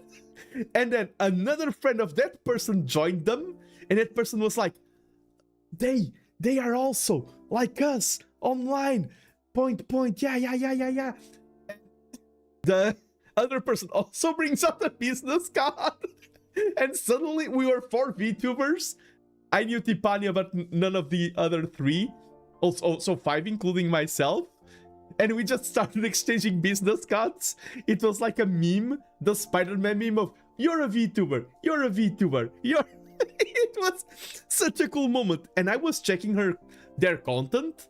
A lot of music covers. One of them, I think it is... I'm checking the business cards in my... Lydia. Even covered ReZero songs, and I'm like, yes, I'm in the ReZero hype. You have a cover of a ReZero ending. This was one of the coolest moments for me. This is networking at its peak. Just VTubers spawning around you, and you having the chance to talk with everyone, and like a cascading snowball effect where people are just sharing business cards, talking with each other. This was a really cool moment. It's funny because I'm shuffling. I think the mic can pick it up. I'm shuffling the business cards in my hand as I speak. Oh, all I did was ruin my tracking, not show you the business cards. Sunday, the last day of DoKomi. Sunday. And the first thing I did in Sunday was first walk around a lot.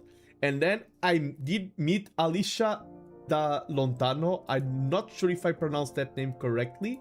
Alicia, and I know her from being from Globy. I've seen her online. Also really cool to talk with. We talked about Globy, which has ended. We've talked about, for example, she's the one who rigged a lot of Globy mascots like the Plumies for Wilhelm. We are talking about the technical side of things. Really cool, really open talk. Like, she's not someone I follow super actively yet. That's the thing, when you're a streamer, you don't have time to check everyone's streams.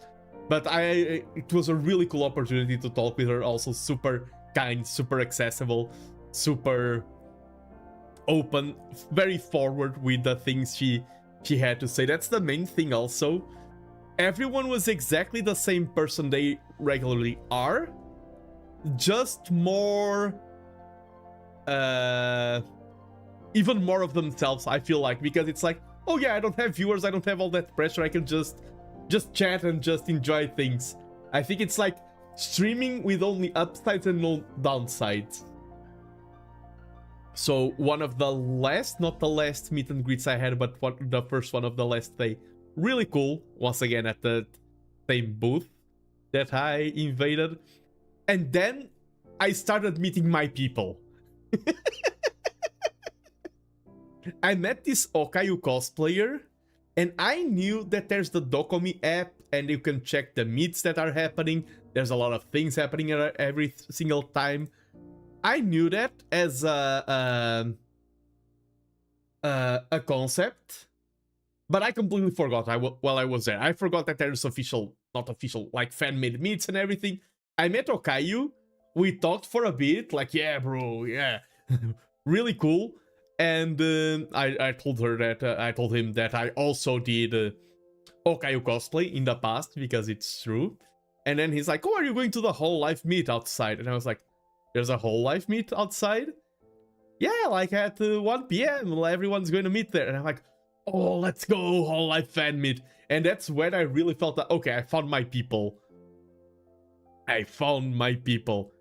And this is some pictures from the meet. Everyone was getting their merch. This is a moment before the Lamy plushie was sadly stolen, but everyone was gathering around their merch. There's a lot of pictures. You can check the Twitter from, I have the sticker here, Holo Italia has a lot of the pictures we took there, and it was really cool to see the European fandom of Hololive coming together. Like, VTubers are still very niche in Europe, and at DoKomi, that's one of the things I also talked to about with Jin11 was how much VTubers are still a niche here. If you're in Japan, they're very mainstream. I feel like in America, not mainstream, but grow. I feel like Europe is very disproportionately small, and you can feel that from the lack of cosplayers of VTubers, or sometimes the limited amount of merch. I feel like VTubers here can tip over to mainstream, but they are still niche. But these moments, that's why these meets and everyone coming together, the few fans that there are, or few in this case, like 100, 200, are so important. And we had like music, whole life music playing, people dancing, we were talking to each other. This cosplayer, Kuroneko Cosplay World, I talked quite a bit with her. She was very easy to talk to, extremely kind, was cosplaying Bay Snake Eyes outfit. We were talking about cosplaying, dancing, about Hololive. Really cool. Share her. I have her Instagram there below. One of the... Not only was the cosplay amazing, in my opinion, she looks stunning as Bay. A lot of people were asking to take pictures, but also I think the person was super kind. We had a great time chatting a little bit. You can see that this day I'm wearing the striped Hoshoichimi shirt. Then there was the Kigurumi cosplayers. There was also a Pekora and I think another Iris. And Kigurumi, for those of you who don't know, are these types of cosplays where you use the mask to try and replicate the full look of the character. It does have a certain uncanny valley type of effect, like it can sometimes be a bit weird. I'll be honest, there were quite a few at DoKomi, not a lot, but a few. And in person, they looked really, really cool. This Iris looked really great. Her face isn't censored here. I didn't need to put the Iris PNG on top of her face. This is how she looked. I think it was a really cool Higurumi cosplay. I think that's the name of the cosplays with the mask. Yeah, they are very interesting. The Ina. This Ina was legendary. We had a moment where everyone was just dancing, like, and Ina was the one teaching the dances. It was like a medley of songs, like Marine song, Snake Eyes, some of the most, the one I keep forgetting the name, just this, just like this, like the most iconic songs, Bidi Bidi Boo, also Wink from Wink from Takane Lui, like a lot of them. And Ina, crazy endurance, just doing the dances and like guiding everyone through them. It was a really cool moment. I took this picture before knowing she was going to be the one coordinating the dances, and she did an amazing job. Ame, of course. And I had to put the Ame with the beret of the small Ame because it looks great next to my model. I have more pictures. I didn't share every single one of them, but there were Suisei, Ame, Marine, Toa, a lot of Fuamokos. There were a lot, like when you get to this meet, and also the clothes that everyone was wearing, a lot of merch and everything. You really felt the EU spirit, and a lot of people were bringing that up, like, EU exists, this is the EU all life fandom, we are real, we are a thing, we are represented.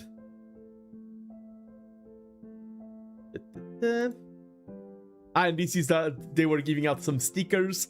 Polo Italia, I think they were doing quite a lot of things to organize. Also, Chiora. Oh, it was also fun. I don't think you can see it here. The thing of the huge flags. Yeah, you can see some in front, like there was I think it was a flag of France with Swiss. I don't remember exactly. There was Polish polka. I remember that. Polska polka. I remember that one quite clearly. Just a lot of cool stuff.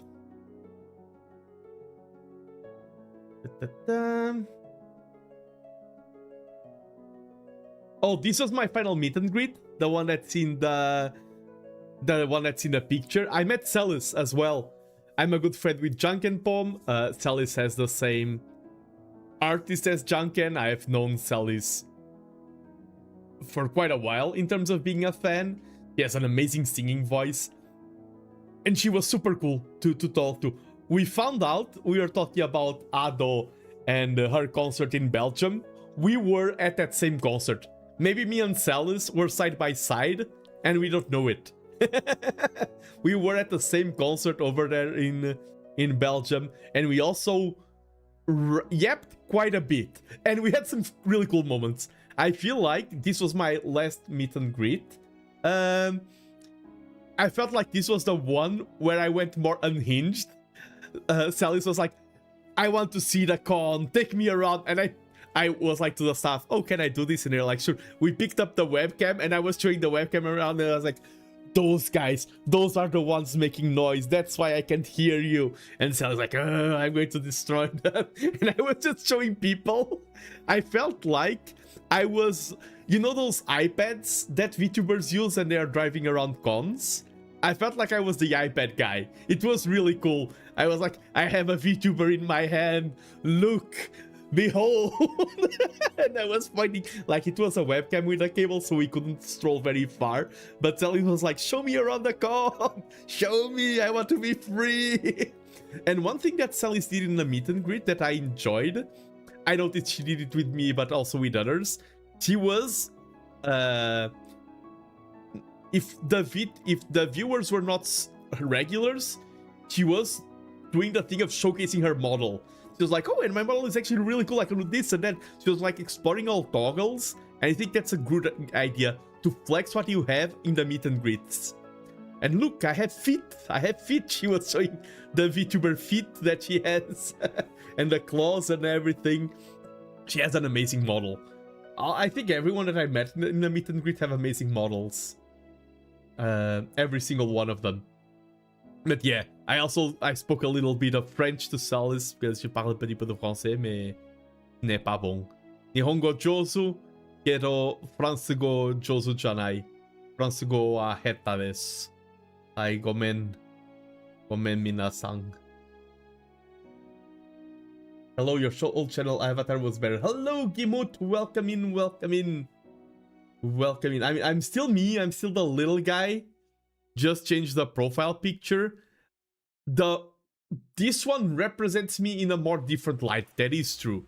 But welcome in, Gimut, I hope you're doing great. I'm talking about my experience at DoKomi, the biggest anime convention. I don't know if it's the biggest or second biggest. One of the biggest anime conventions in all of Europe. Oh, this is the staff son that I spoke quite a bit. I like your Pringles face. True, the Pringles face is still here. Hello, the sweet Pringles. Second biggest, I think number one is in Paris. Yeah, I think so too. I think DoKomi is second biggest. Yeah, this was a staff son from Vinfernia, and they are also related to it's Vinfernia and V-Star, that spot. And this staff son was really cool to me. We talked quite a bit. We are like, oh, we need to get in touch, we need to line up some things in the future. He's one of the staff sons that I spoke the most with. He was the one like bringing me water, and we were talking about the meet and greets. I also spoke with him about some plans that I have for future cons, and he was giving me a lot of tips and chatting a little bit. Shout out Mr. Staff Son, was really cool. Have his business card now, need to get in touch. Oh, I was like, what's the next slide? Kratos, do you know why I have this slide here? You probably remember the Johan incident. OMG, yes, I will talk about the Johan incident. Me and Kratos may have seen the best Johan cosplayer ever, but we are not sure. Because we saw someone walking by us, and they really, really, really look like Johan from Monster. But we were like, is that a cosplay? Or is that just a normal German person with their everyday clothes? Monster mentioned, yes! Monster is such a good show.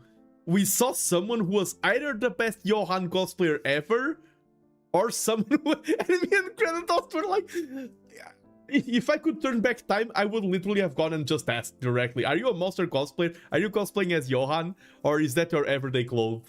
Because Johan dresses normally, you can see it's just a coat and everything. And it was such a... We're like, in the world of Monster, Johan does stand apart, but if you're in Germany, he just looks like someone normal. I never realized how terrifying Johan's design is until this moment. Exactly, because in Monster, he stands out. If you're in Germany, he's like, he could be anyone. That's the feeling we got. Oh no, we are surrounded by Johan. Every single one of these could be Johan Liberto. Oh no. It was such a... The thing is, I think describing the situation is not that funny.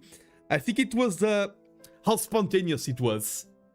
That you look at the... We bugged looking at the guy. I have no idea if he was cosplaying Johan or not. My brain short-circuited at that moment. So I that's why I had this picture. I had to share the Johan incident. Oh, then I went to meet Kratos at the secret halls. And the secret halls had a lot of cool stuff. They had Go, they have Mahjong, they had a lot of Kendo, Kyudo. Let me just... Exactly. It was a complete glitch, and the more we thought about it, the worse we bugged. Exactly. The secret halls were very comfortable also. And they had a lot of stages where, like, I was like, ah, so this is where this stage was. So this is what's happening. And the karaoke, I have this song. Like, the karaoke was so fire. The song choices were great, and in some songs there were like 20 people singing at the same time. And they like knew the lyrics. In Portugal, you have like one person who wants to be a singer, and they're like, they sing like me at my level. That's usually Portugal karaoke at the cons. There, the crowd was fire, everyone cheering. You love me. It was so hype. It really felt like something took straight out of the singing, dancing, chatting, headbanging. It was amazing. The karaoke was so hidden. And it was one of the few moments I spent there watching the karaoke. I felt the passion. I felt the passion contaminating me. And then the Go spot. The Go spot was so overwhelmingly cool. I just have 3 or 4 pictures here. They had a Go tournament there, Vexel. They had 2 Go tournaments there. They had a tournament for people who have learned Go at other cons that were amateurs, and a Go tournament just for people who had learned Go at that specific con. And they were in a separate room, the tournaments, with like the table controlling the people supervising and everything. They had a point system. that if you solved Tsumegos and everything, you would get rewards. A lot of cool merchant stuff, like this art book from Hikaru no Go. Like, it was... they were also super kind. We sat down, we had a meeting that was kind of like 1 hour long in a good way. It didn't felt elongated for me. On the contrary, they were just giving me great intel and information to promote Go here in Portugal. And they had this board that was made by one of the other associations. And I have here the picture of me and Kredentos playing Go on the board. You could remove your shoes, get on the tatami, and take pictures, and it would sign the background. And this was deliberately made for cosplayers to like take pictures while playing Go and everything. It was so cool. Such a cool spot, and it was huge, the Go area. The Go area itself is bigger than some anime meets I've seen. We are using this org for inspo for our local cons. Yeah. This was one of the moments of all time. Exactly. The organization, like, they had a point system. They had the cosplay place. They had a lot of material scattered everywhere. They have Tsumego. They have an instant thing. Oh, I have their personal contact. I need to also check their public things. We were exchanging a lot of ideas and everything. The person in charge there has been teaching Go at cons for over 20 years. So she had a lot of experience, and she was like, I was telling her, oh, sometimes we do this, but then people want more. And she was like, yeah, we've also noticed that. And this is how we dealt with that. Now I have this system, now I have that. And if you send this email to that person, and you can do this and that. And it was really, really productive.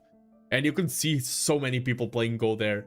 And oh, one of the coolest moments, while we were having the meeting, there were two guys who were learning Go for the first time. And I don't speak German, and I don't understand German. Like, if you speak Italian, I will understand maybe 50% of what you are saying. If you speak German, I will understand like 1%. When they were talking about Go, and she was teaching Go to new players, because I had the context of Go, I understood 100% of the words. It was so funny. I understood exactly everything, every question. I've seen that scenario play out so many times. Yeah. I froze for a bit. I've seen that scenario play out so many times. I've seen the questions being asked so many times, the answers being said, that we weren't speaking German or English, we were speaking Go at that moment. It was really cool. Okay. Final picture. Ausfahrt, Einfahrt, hahaha, Fahrt. I had to have my 5-year-old moment when watching the signs. I think this is my last picture. Ooh, yeah, that's this is my last picture of DoKomi. But yeah, as I said, DoKomi has many things. It is absolutely massive. There is a park where there are a lot of cosplayers. I've heard the park is amazing. I didn't go to the park. I've walked all those millions of steps. I didn't even go to the park once, and I think it's probably amazing. I just didn't have time. I was 100% convinced to return to DoKomi. On the human side, it was amazing. The merch was amazing. Fartin fart. Exactly, fella. My review of DoKomi would be 9 out of 10. Change the trains and make it colder for a 10 out of 10. And have no theft next year, but that didn't affect me. It was really cool. It was... I haven't been to a lot of anime conventions, that is true.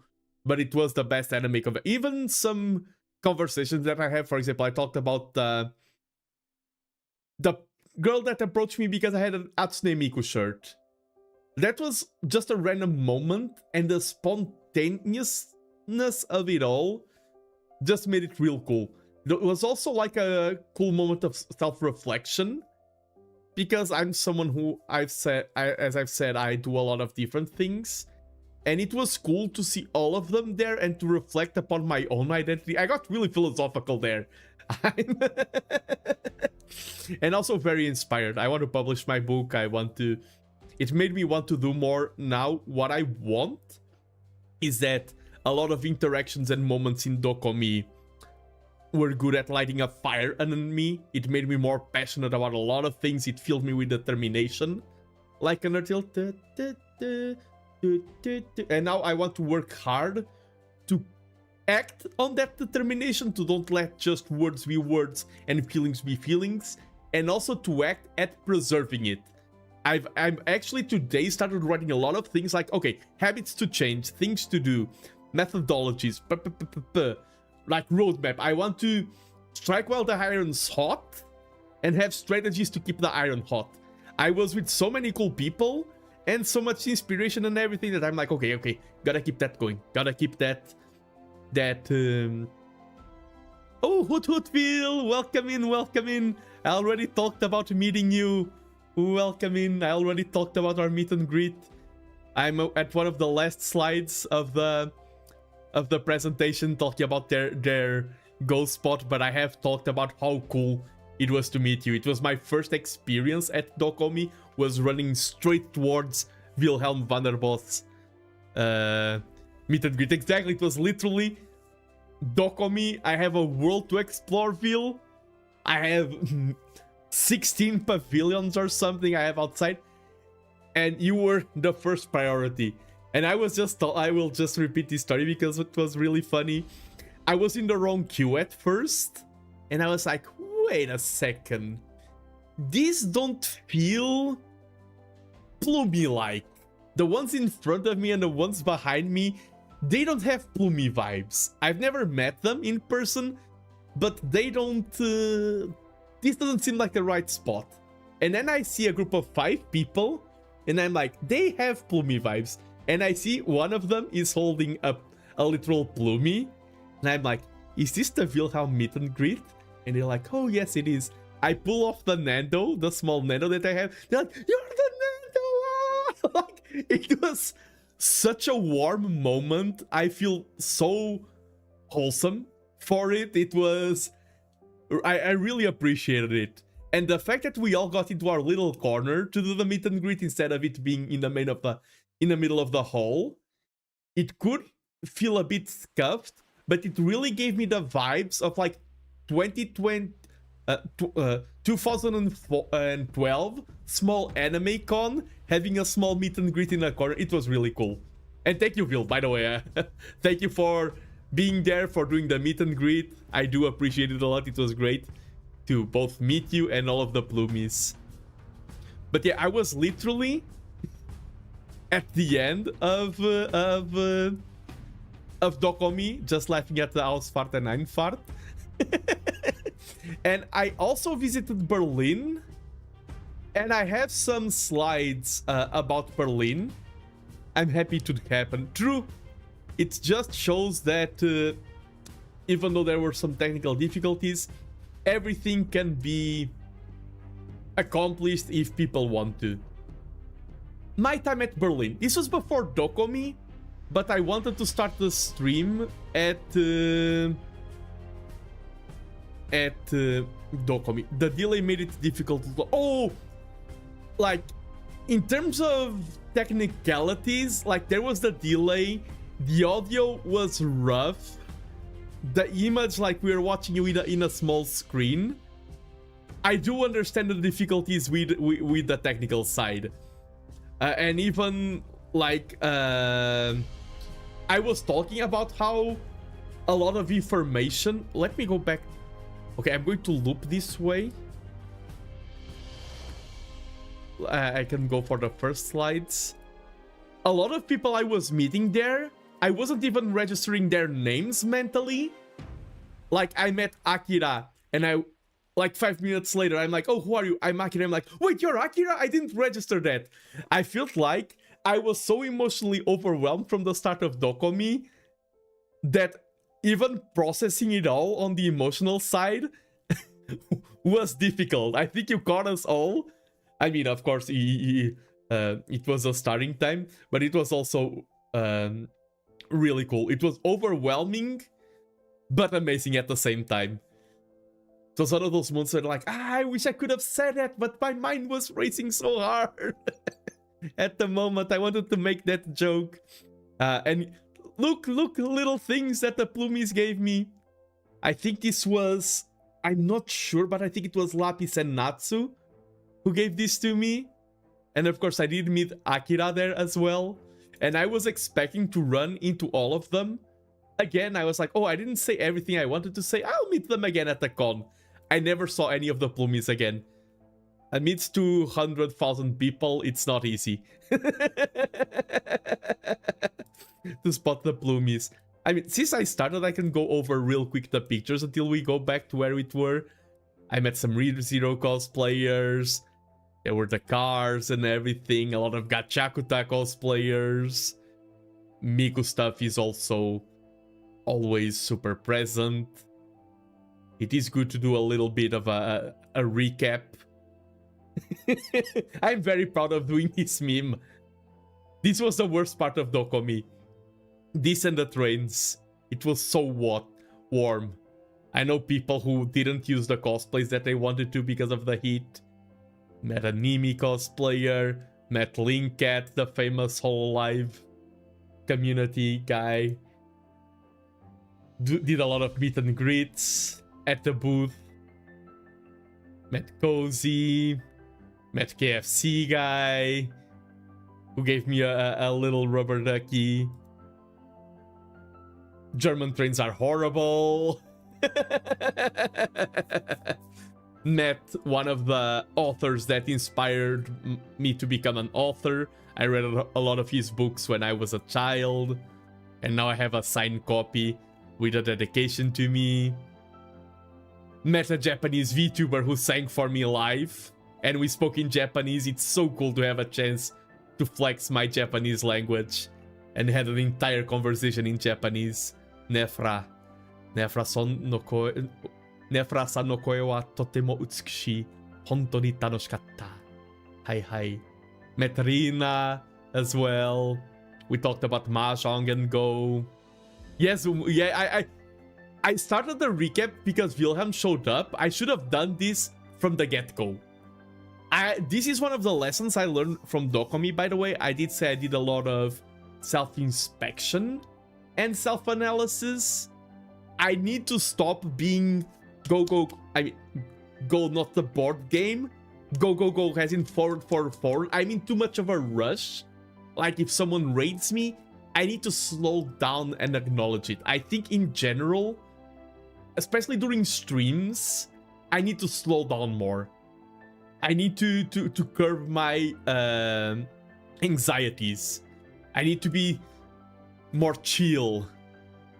Yeah, good lesson. I took a lot of lessons. I can say the second one is I've been focusing on the wrong mission as a streamer. I had this discussion after coming back and looking at what other streamers do. I think this is my main flaw. Is that when I start a stream, for example, my stream today is Age of Empires. I claim that as my main mission. It's like, I need to cover Age of Empires. Anything that happens is like a distraction. This is my main mission as a streamer. And for example, today is DoKomi. My main mission is to talk about DoKomi. And I think that's the wrong mindset. I think my main mission is the overarching narrative of my channel. My main mission is being Nando, to my viewers, is being Nando in whatever content I do. And whatever the content is important, but that should be the secondary mission.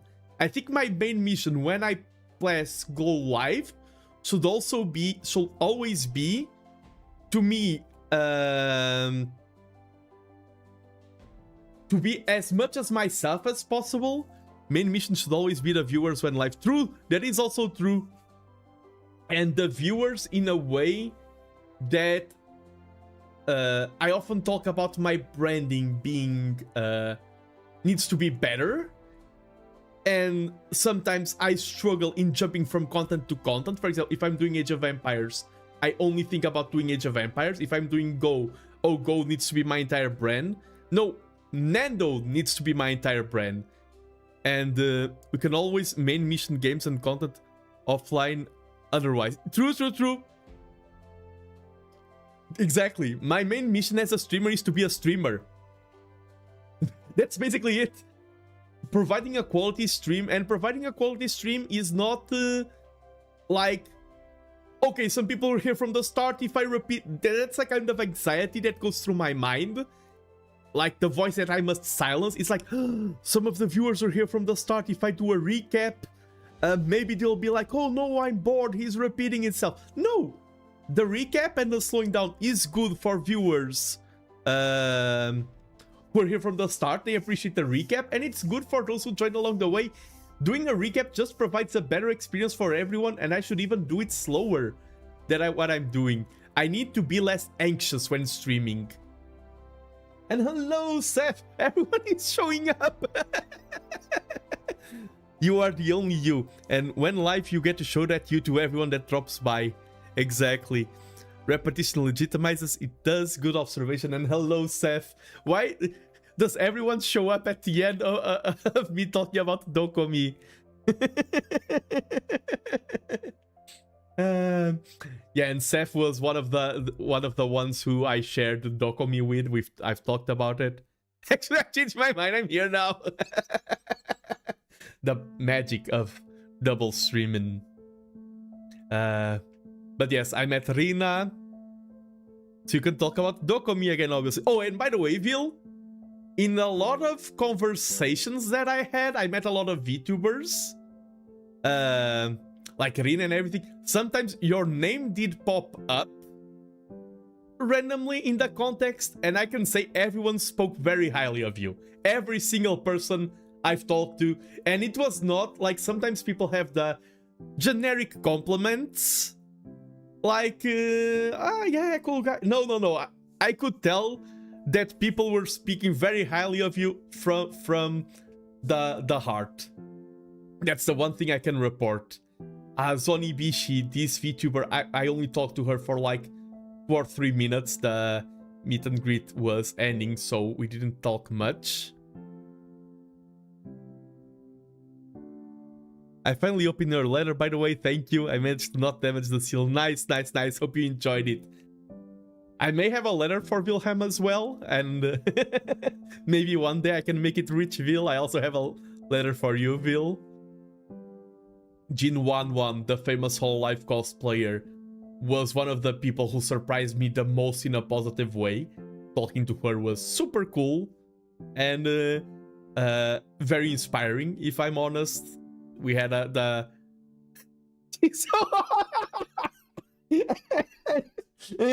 That caught me so off guard, because I'm like, yeah, super wholesome. We had a very deep talk, and then you just strike it with the hammer. I look so bad in my photo with her, but it's unfair because she looks hot.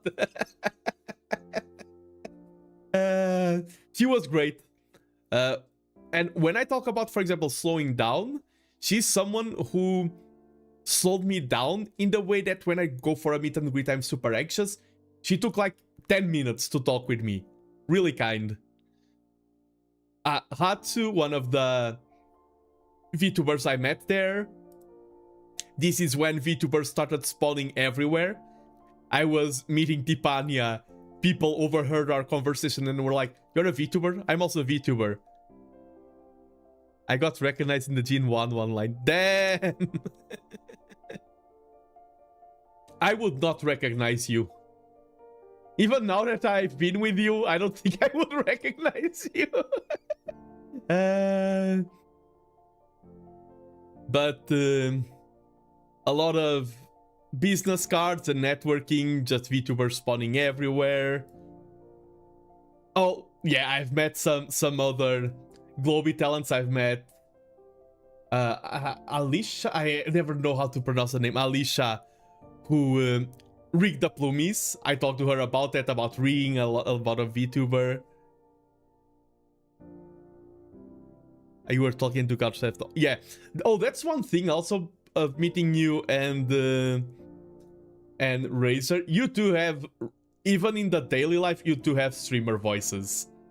I don't. I'm a silly goofy guy. Yeah, I did meet. I had a meet and greet with so many different VTubers. This is when I met the whole life people. Must be one of those where my name popped up. Exactly, Vil. Exactly. I did tell her right away. Oh, I stream with Vil. I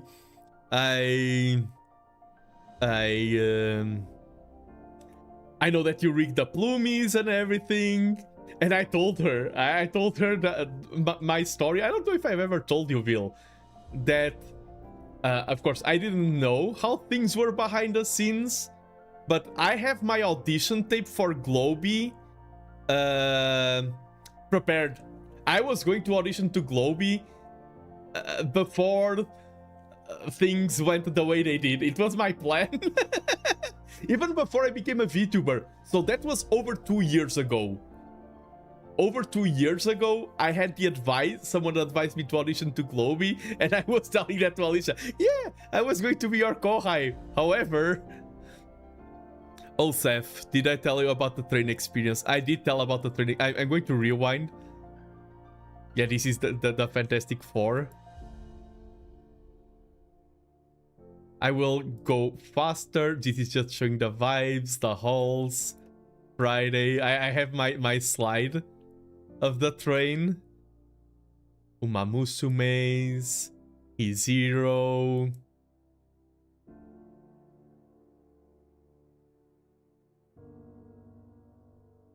I have a specific slide. I have to quote unquote more of a shitty post type of slides. This is one of them. DoKomi is huge. It is. I walked 120 kilometers in DoKomi. I met Cozy, who is now known for the Lodestar GTA roleplay server. KFC guy. I like. Okay, now that Seth is here, KFC guy was like very far away. We were sitting, me and Seth and Crab, and Seth was like, oh, we should go take a picture with KFC guy. And I was like, let's go. And she was like, I was only joking. And I'm like, but no, we'll still go. And yes, Credon Toss is censored by the void. And hello, Stephanie, we are doing great. We are talking about Germany. Little ducky. And this is the one slide, Seth. No, I said, do you want to take a picture with him? True. That is very true, Seth. During this slide, I will not repeat the entire rant. I talked about the horrors of Deutsche Bahn. I prepared this slide specifically to talk about how bad the trains were. It was really bad. It was torture. The motherland of Deutschland. What's your opinion on German trains, Stephanie? What's your opinion? My opinion has been quite tarnished. Okay, Deutsche Bahn, the worst mode of transport in Europe. Okay. I thought it was very exaggerated, the Deutsche Bahn hate, until I lived Deutsche Bahn myself. It was not good. 2 hours at midnight stuck in Deutsche Bahn with no water. Yeah. I met Wolfgang Holbein, an author that was very influential in my childhood, and he signed a book. Oh, I will show the moment again of Nefra singing. Nefra, Japanese VTuber. I had meet and greet. We had a talk full in Japanese, and she sang one of my favorite Ado songs. いきます。ギラギラ輝いて私は夜の飲みラッタッタッタッ今に見てろこのラッにしみるわ1ミリグラムの腹ペザージャックなんてファニーこの世はビザー Like, the filming is horrible because I was just enjoying it live and it was so freaking good. It reminded me of the first joys when I discovered VTubers for the first time. Zumu, you say, I will never complain about Portuguese trains ever again. The beauty of Deutsche Bahn is that the world became united. The Portuguese were like, oh, Portuguese trains are not this bad. The French were like, oh, not even French trains are this bad. The Bavarians were like, oh, not even Bavarian trains are this bad. I would never complain, but tomorrow we'll have a 3-day strike, but at least they warn us. True, at least they warn us and they don't change the lines at last minute. Yeah, I met Rina, who also plays Go and Mahjong. Sonny Bishi. Once again, we're back at Jin 1-1, who was awesome. Hatsu, VTuber spawning everywhere. Sunday, I'm just doing the recap now, that's why I'm going a bit faster. Alicia, who was really cool. This is when I met the whole life people. And it's like you meet one of them and he's like, we are about to gather. And at 1 PM in front of the gate. Be there or be square. And I was there. And there was a lot of cool stuff. A lot of merch. And the excitement of everyone singing Hololive songs and dancing and everything. The cosplayers were really good. This Hakos Bills cosplayer we checked quite a bit. Really cool. And her cosplay was amazing. Busting out some dance moves and everything. With a Snake Eyes cosplay. So far, considering mad busy cities, London and Paris are cool. London Underground is the best. My two favorite busy cities, I'm going to cheat and say that they are Tokyo and Seoul. It is true. I feel like it's kind of cheating because Asian cities are built different. But I feel like Tokyo and Seoul are my two favorite busy cities.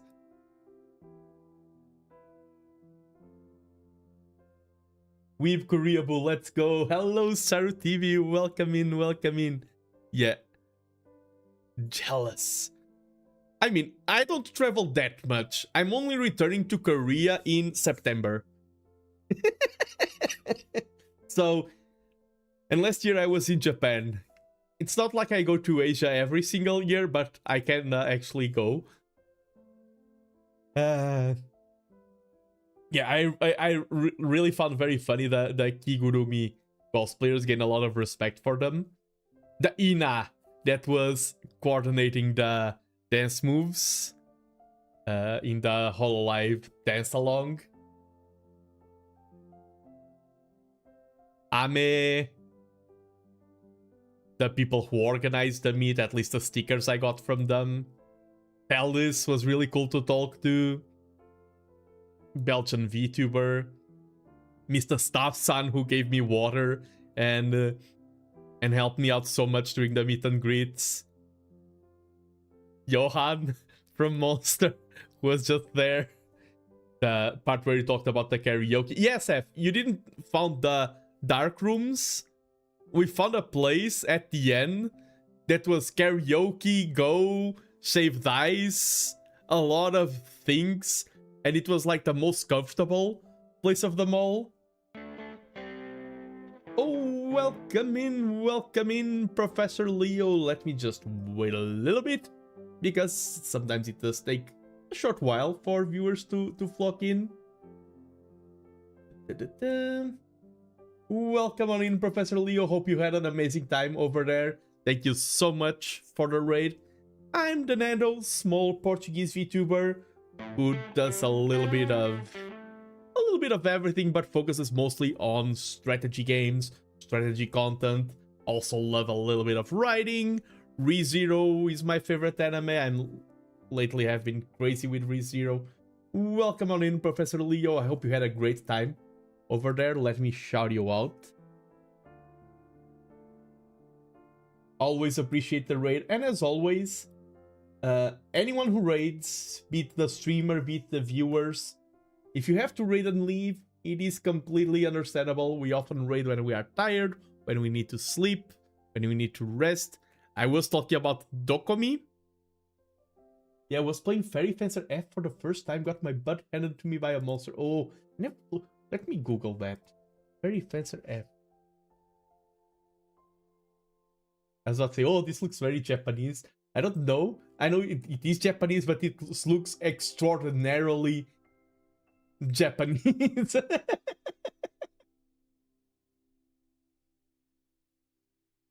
Looks, there's so many cool games that I don't know anything about. Oh, by the way, talking about games I know nothing about, that's a good segue to DoKomi as well. There were so many cool VTubers and agencies and booths that I knew nothing about. I was looking at like massive VTuber hall number 26 booth, meet all our 12 VTubers, and I would Google them and they were like huge, and I'm like, I know none of these persons. I like sometimes I was like, I wish I researched more. I wish I could. I went into a lot of VTubers who I knew, like Celis and everything, but I was like, there's so many. I felt like I'm missing out so much because I didn't do my proper research. There's so much stuff everywhere. How can one cope with all of this stuff? Kratos feature in the pic, yes. Me and Kratos playing Go. I like the VTubers. The VTubers were cool. I didn't go to any long meet and greet lines, but I did meet a lot of VTubers just sporadically. Yes, the fart. And now, Berlin is a land of horrors, because this is one of the first things I saw when I reached Berlin. The freaking research gate. Freaking academia. I was in a long ass line for Keikihime. It was like an hour. The longest line I was Jinwawa. And it wasn't that long. It was just she was a yapper. Thank you, Fallon. I feel like I'm a plant. Fallon is like, oh, time to water the Nando. A little bit of water for ya. A little bit of water, let's go. But yeah, I wasn't sure if I was going to go for the big lines or not, because I knew, for example, Mint, Keikihime, Iron Mouse, I know those would have big lines for sure. And my mindset was, I will reach the day and I will decide if I'm up for big lines or not. And I reached the day and I was like, no, it is too big. For example, I've been to Comic-Con Portugal, and the con was so small that after an hour I had seen every single booth and everything, and I was like, oh, I've done it all, now I can go for big lines.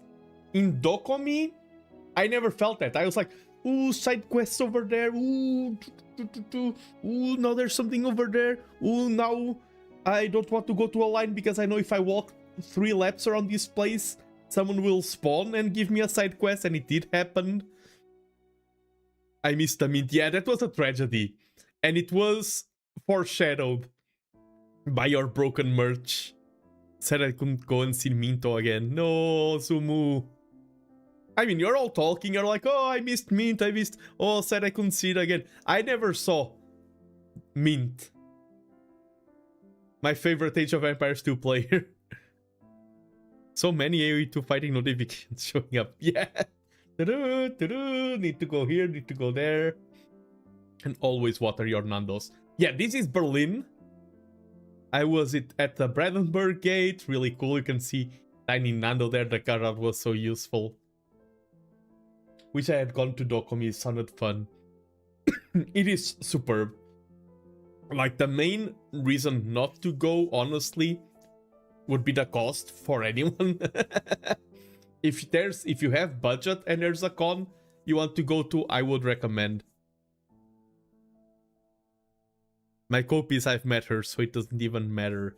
My cope, Seth, I have my own type of cope. For example, I want to meet my favorite author, Brandon Sanderson, and everything.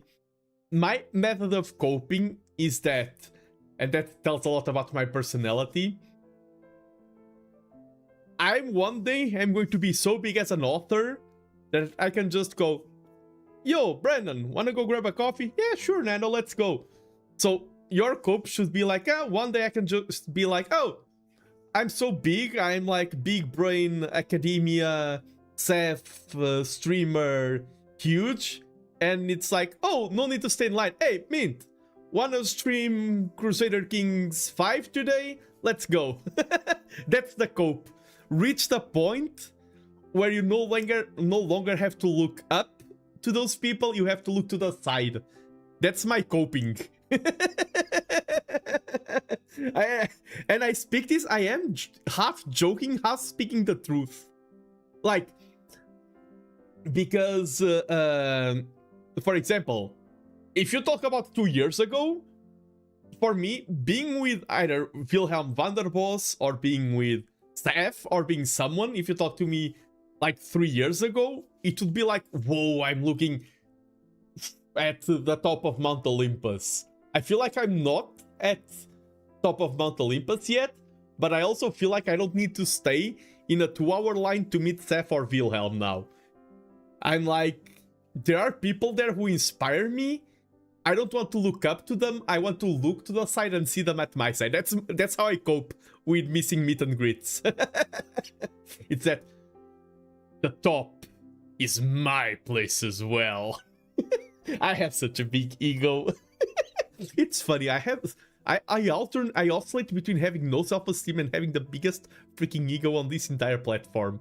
One day I'm like, oh, my channel is stagnant because I'm not that good of the streamer. The other day I'm like, I shall conquer the world. All 7 corners will be united. Why are there 7 corners? It should be 7 seas. Shall be united by the name of Nando. Such is the mind of a crazy man. But yeah, I did enjoy the park. Berlin, by the way, we were talking about the nightmares of Dusseldorf and that region. Berlin surprised me so much in the positive way. I think Berlin was a super pleasant city. I really enjoyed the vibes. I liked walking there. The lot of historical buildings, great museums, a lot of powerful stuff. In terms of cities, I much prefer Berlin compared to either Dusseldorf or Essen. The world is an heptagon, confirmed. True. So true. The 7 sides of the world. Here's me in front of the Reichstag. I've been to all the cool places. It was so hot as well. This big... Sorry. Let me hydrate the Nando. This big... Okay, hydrate first, speak later. This picture... Aha. I don't know why. I love the composition so much. Something about the colors and everything. Berlin, in terms of architecture and everything, both modern and old, is a photographer's paradise. Such beautiful lines everywhere. I think the city in terms of architecture is really well thought out. It was so easy to take beautiful looking pictures. Oh, that's the monument of... who was it? Was it Beethoven, Mozart, and...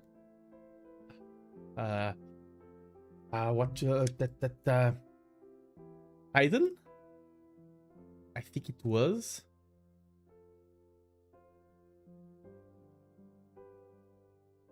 Let me check. Beethoven, Haydn, Mozart. Yes, memorial. In the park. I went to the Berlin Mall. I was searching for a bathroom in the Berlin Mall and went up in the parking lot because I got lost. That first peak was postcard worthy. Yeah, they all look so good. Going back and forth, of course, the Nando's ones wouldn't be for official merch, but they all look very beautiful. Of course, the sun helps, but Berlin was a beautiful city. The parking lot was not that beautiful. Yeah, this is roughly around the Museum Island, which is an island full of museums and churches and cathedrals. The statues of the Roman gods, it had Hera there and Zeus. I think it was a mixture of Roman and Greek stuff. This guy that looks like a Portuguese. This guy. Oh, look at how beautiful this is. And I'm not usually a huge park sitter. I'm more of a walker. In Berlin, I did sit in the parks. Like, I drank 1.5 liters of beer for lunch, and then just sat in a park like, I drank so much beer. And then a friend of mine arrived and said, how much beer have you drank? And I was like, 1.5 liters. Those are rookie numbers. Let's grab a beer.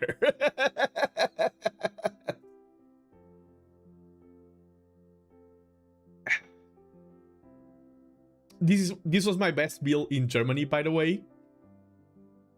I don't know if that's a burger or a falafel. It felt like a little bit of both. 2 big-ass sausages, some pickles, mustard, and kind of like a potato-ish salad. This was my best meal in all of Germany. It was so good. This is at the place where I drank the 1.5 liters of beer accompanying this meal. Man, that was... German food is good. Oh, and I've been to the cursed place. It is Bielefeld. I think that's how it's pronounced, or Bielefeld. Hauptbahnhof. And if you're from Portugal, you know that Leiria doesn't exist. Every country has a city that doesn't exist.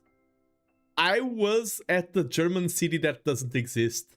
I was at the train station of Bielefeld or how you pronounce it, Hauptbahnhof. I've been to the cursed city of Germany.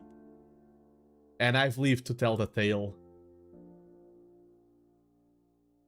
But yeah, that was the last of my picture. Let's go back to the squad. And that was it for today. This was a very yappy stream. I've been yapping non-stop. There was no game. No unlimited games, nothing like that. It was just me, the mic, and you guys. She's Lady a collab went. So true, so true. Also, I just realized that I gave blue names to a lot of people I've collabed with, and my mods, and Stephanie that showed up here is the only one with a gray name. Sorry, Stephanie.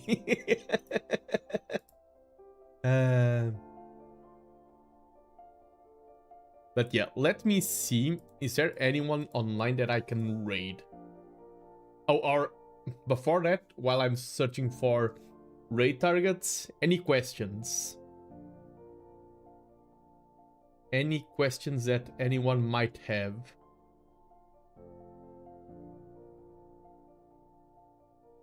Ooh.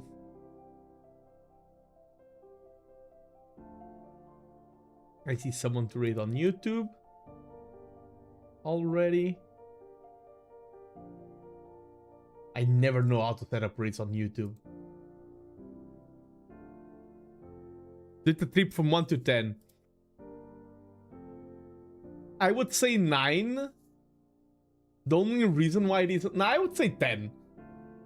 I think the Deutschbahn and the personal satisfaction that I got and the memories I carry are enough to make up for the hit and the Deutschbahn. I would say it is a 10 out of 10. Some people say, oh, to be a 10 out of 10, it needs to be... it needs to have no flaws. I don't believe, and that's not how I rate things. For me, it was indeed a 10 out of 10 journey. Okay, I think I can set up the raid on YouTube. The negatives are good stories. True.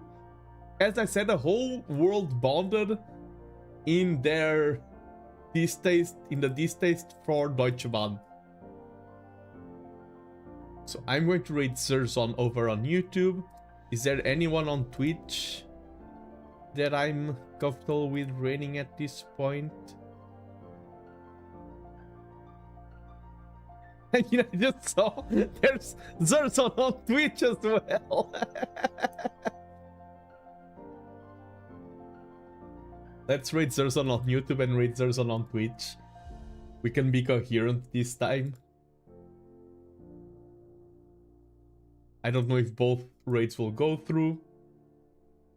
Oof, my voice. Ever since I got sick, my voice hasn't still fully recovered. It's been a month now. When am I going to return to my full power? Mentally, I'm at full power now. I need to be physical at full power. And Zerzon is well known here. You can use the message. Let me see how raid message. Are my commands working? I mean, I can just write it. And then the winged Nandos arrived. And then the winged Nandos arrived.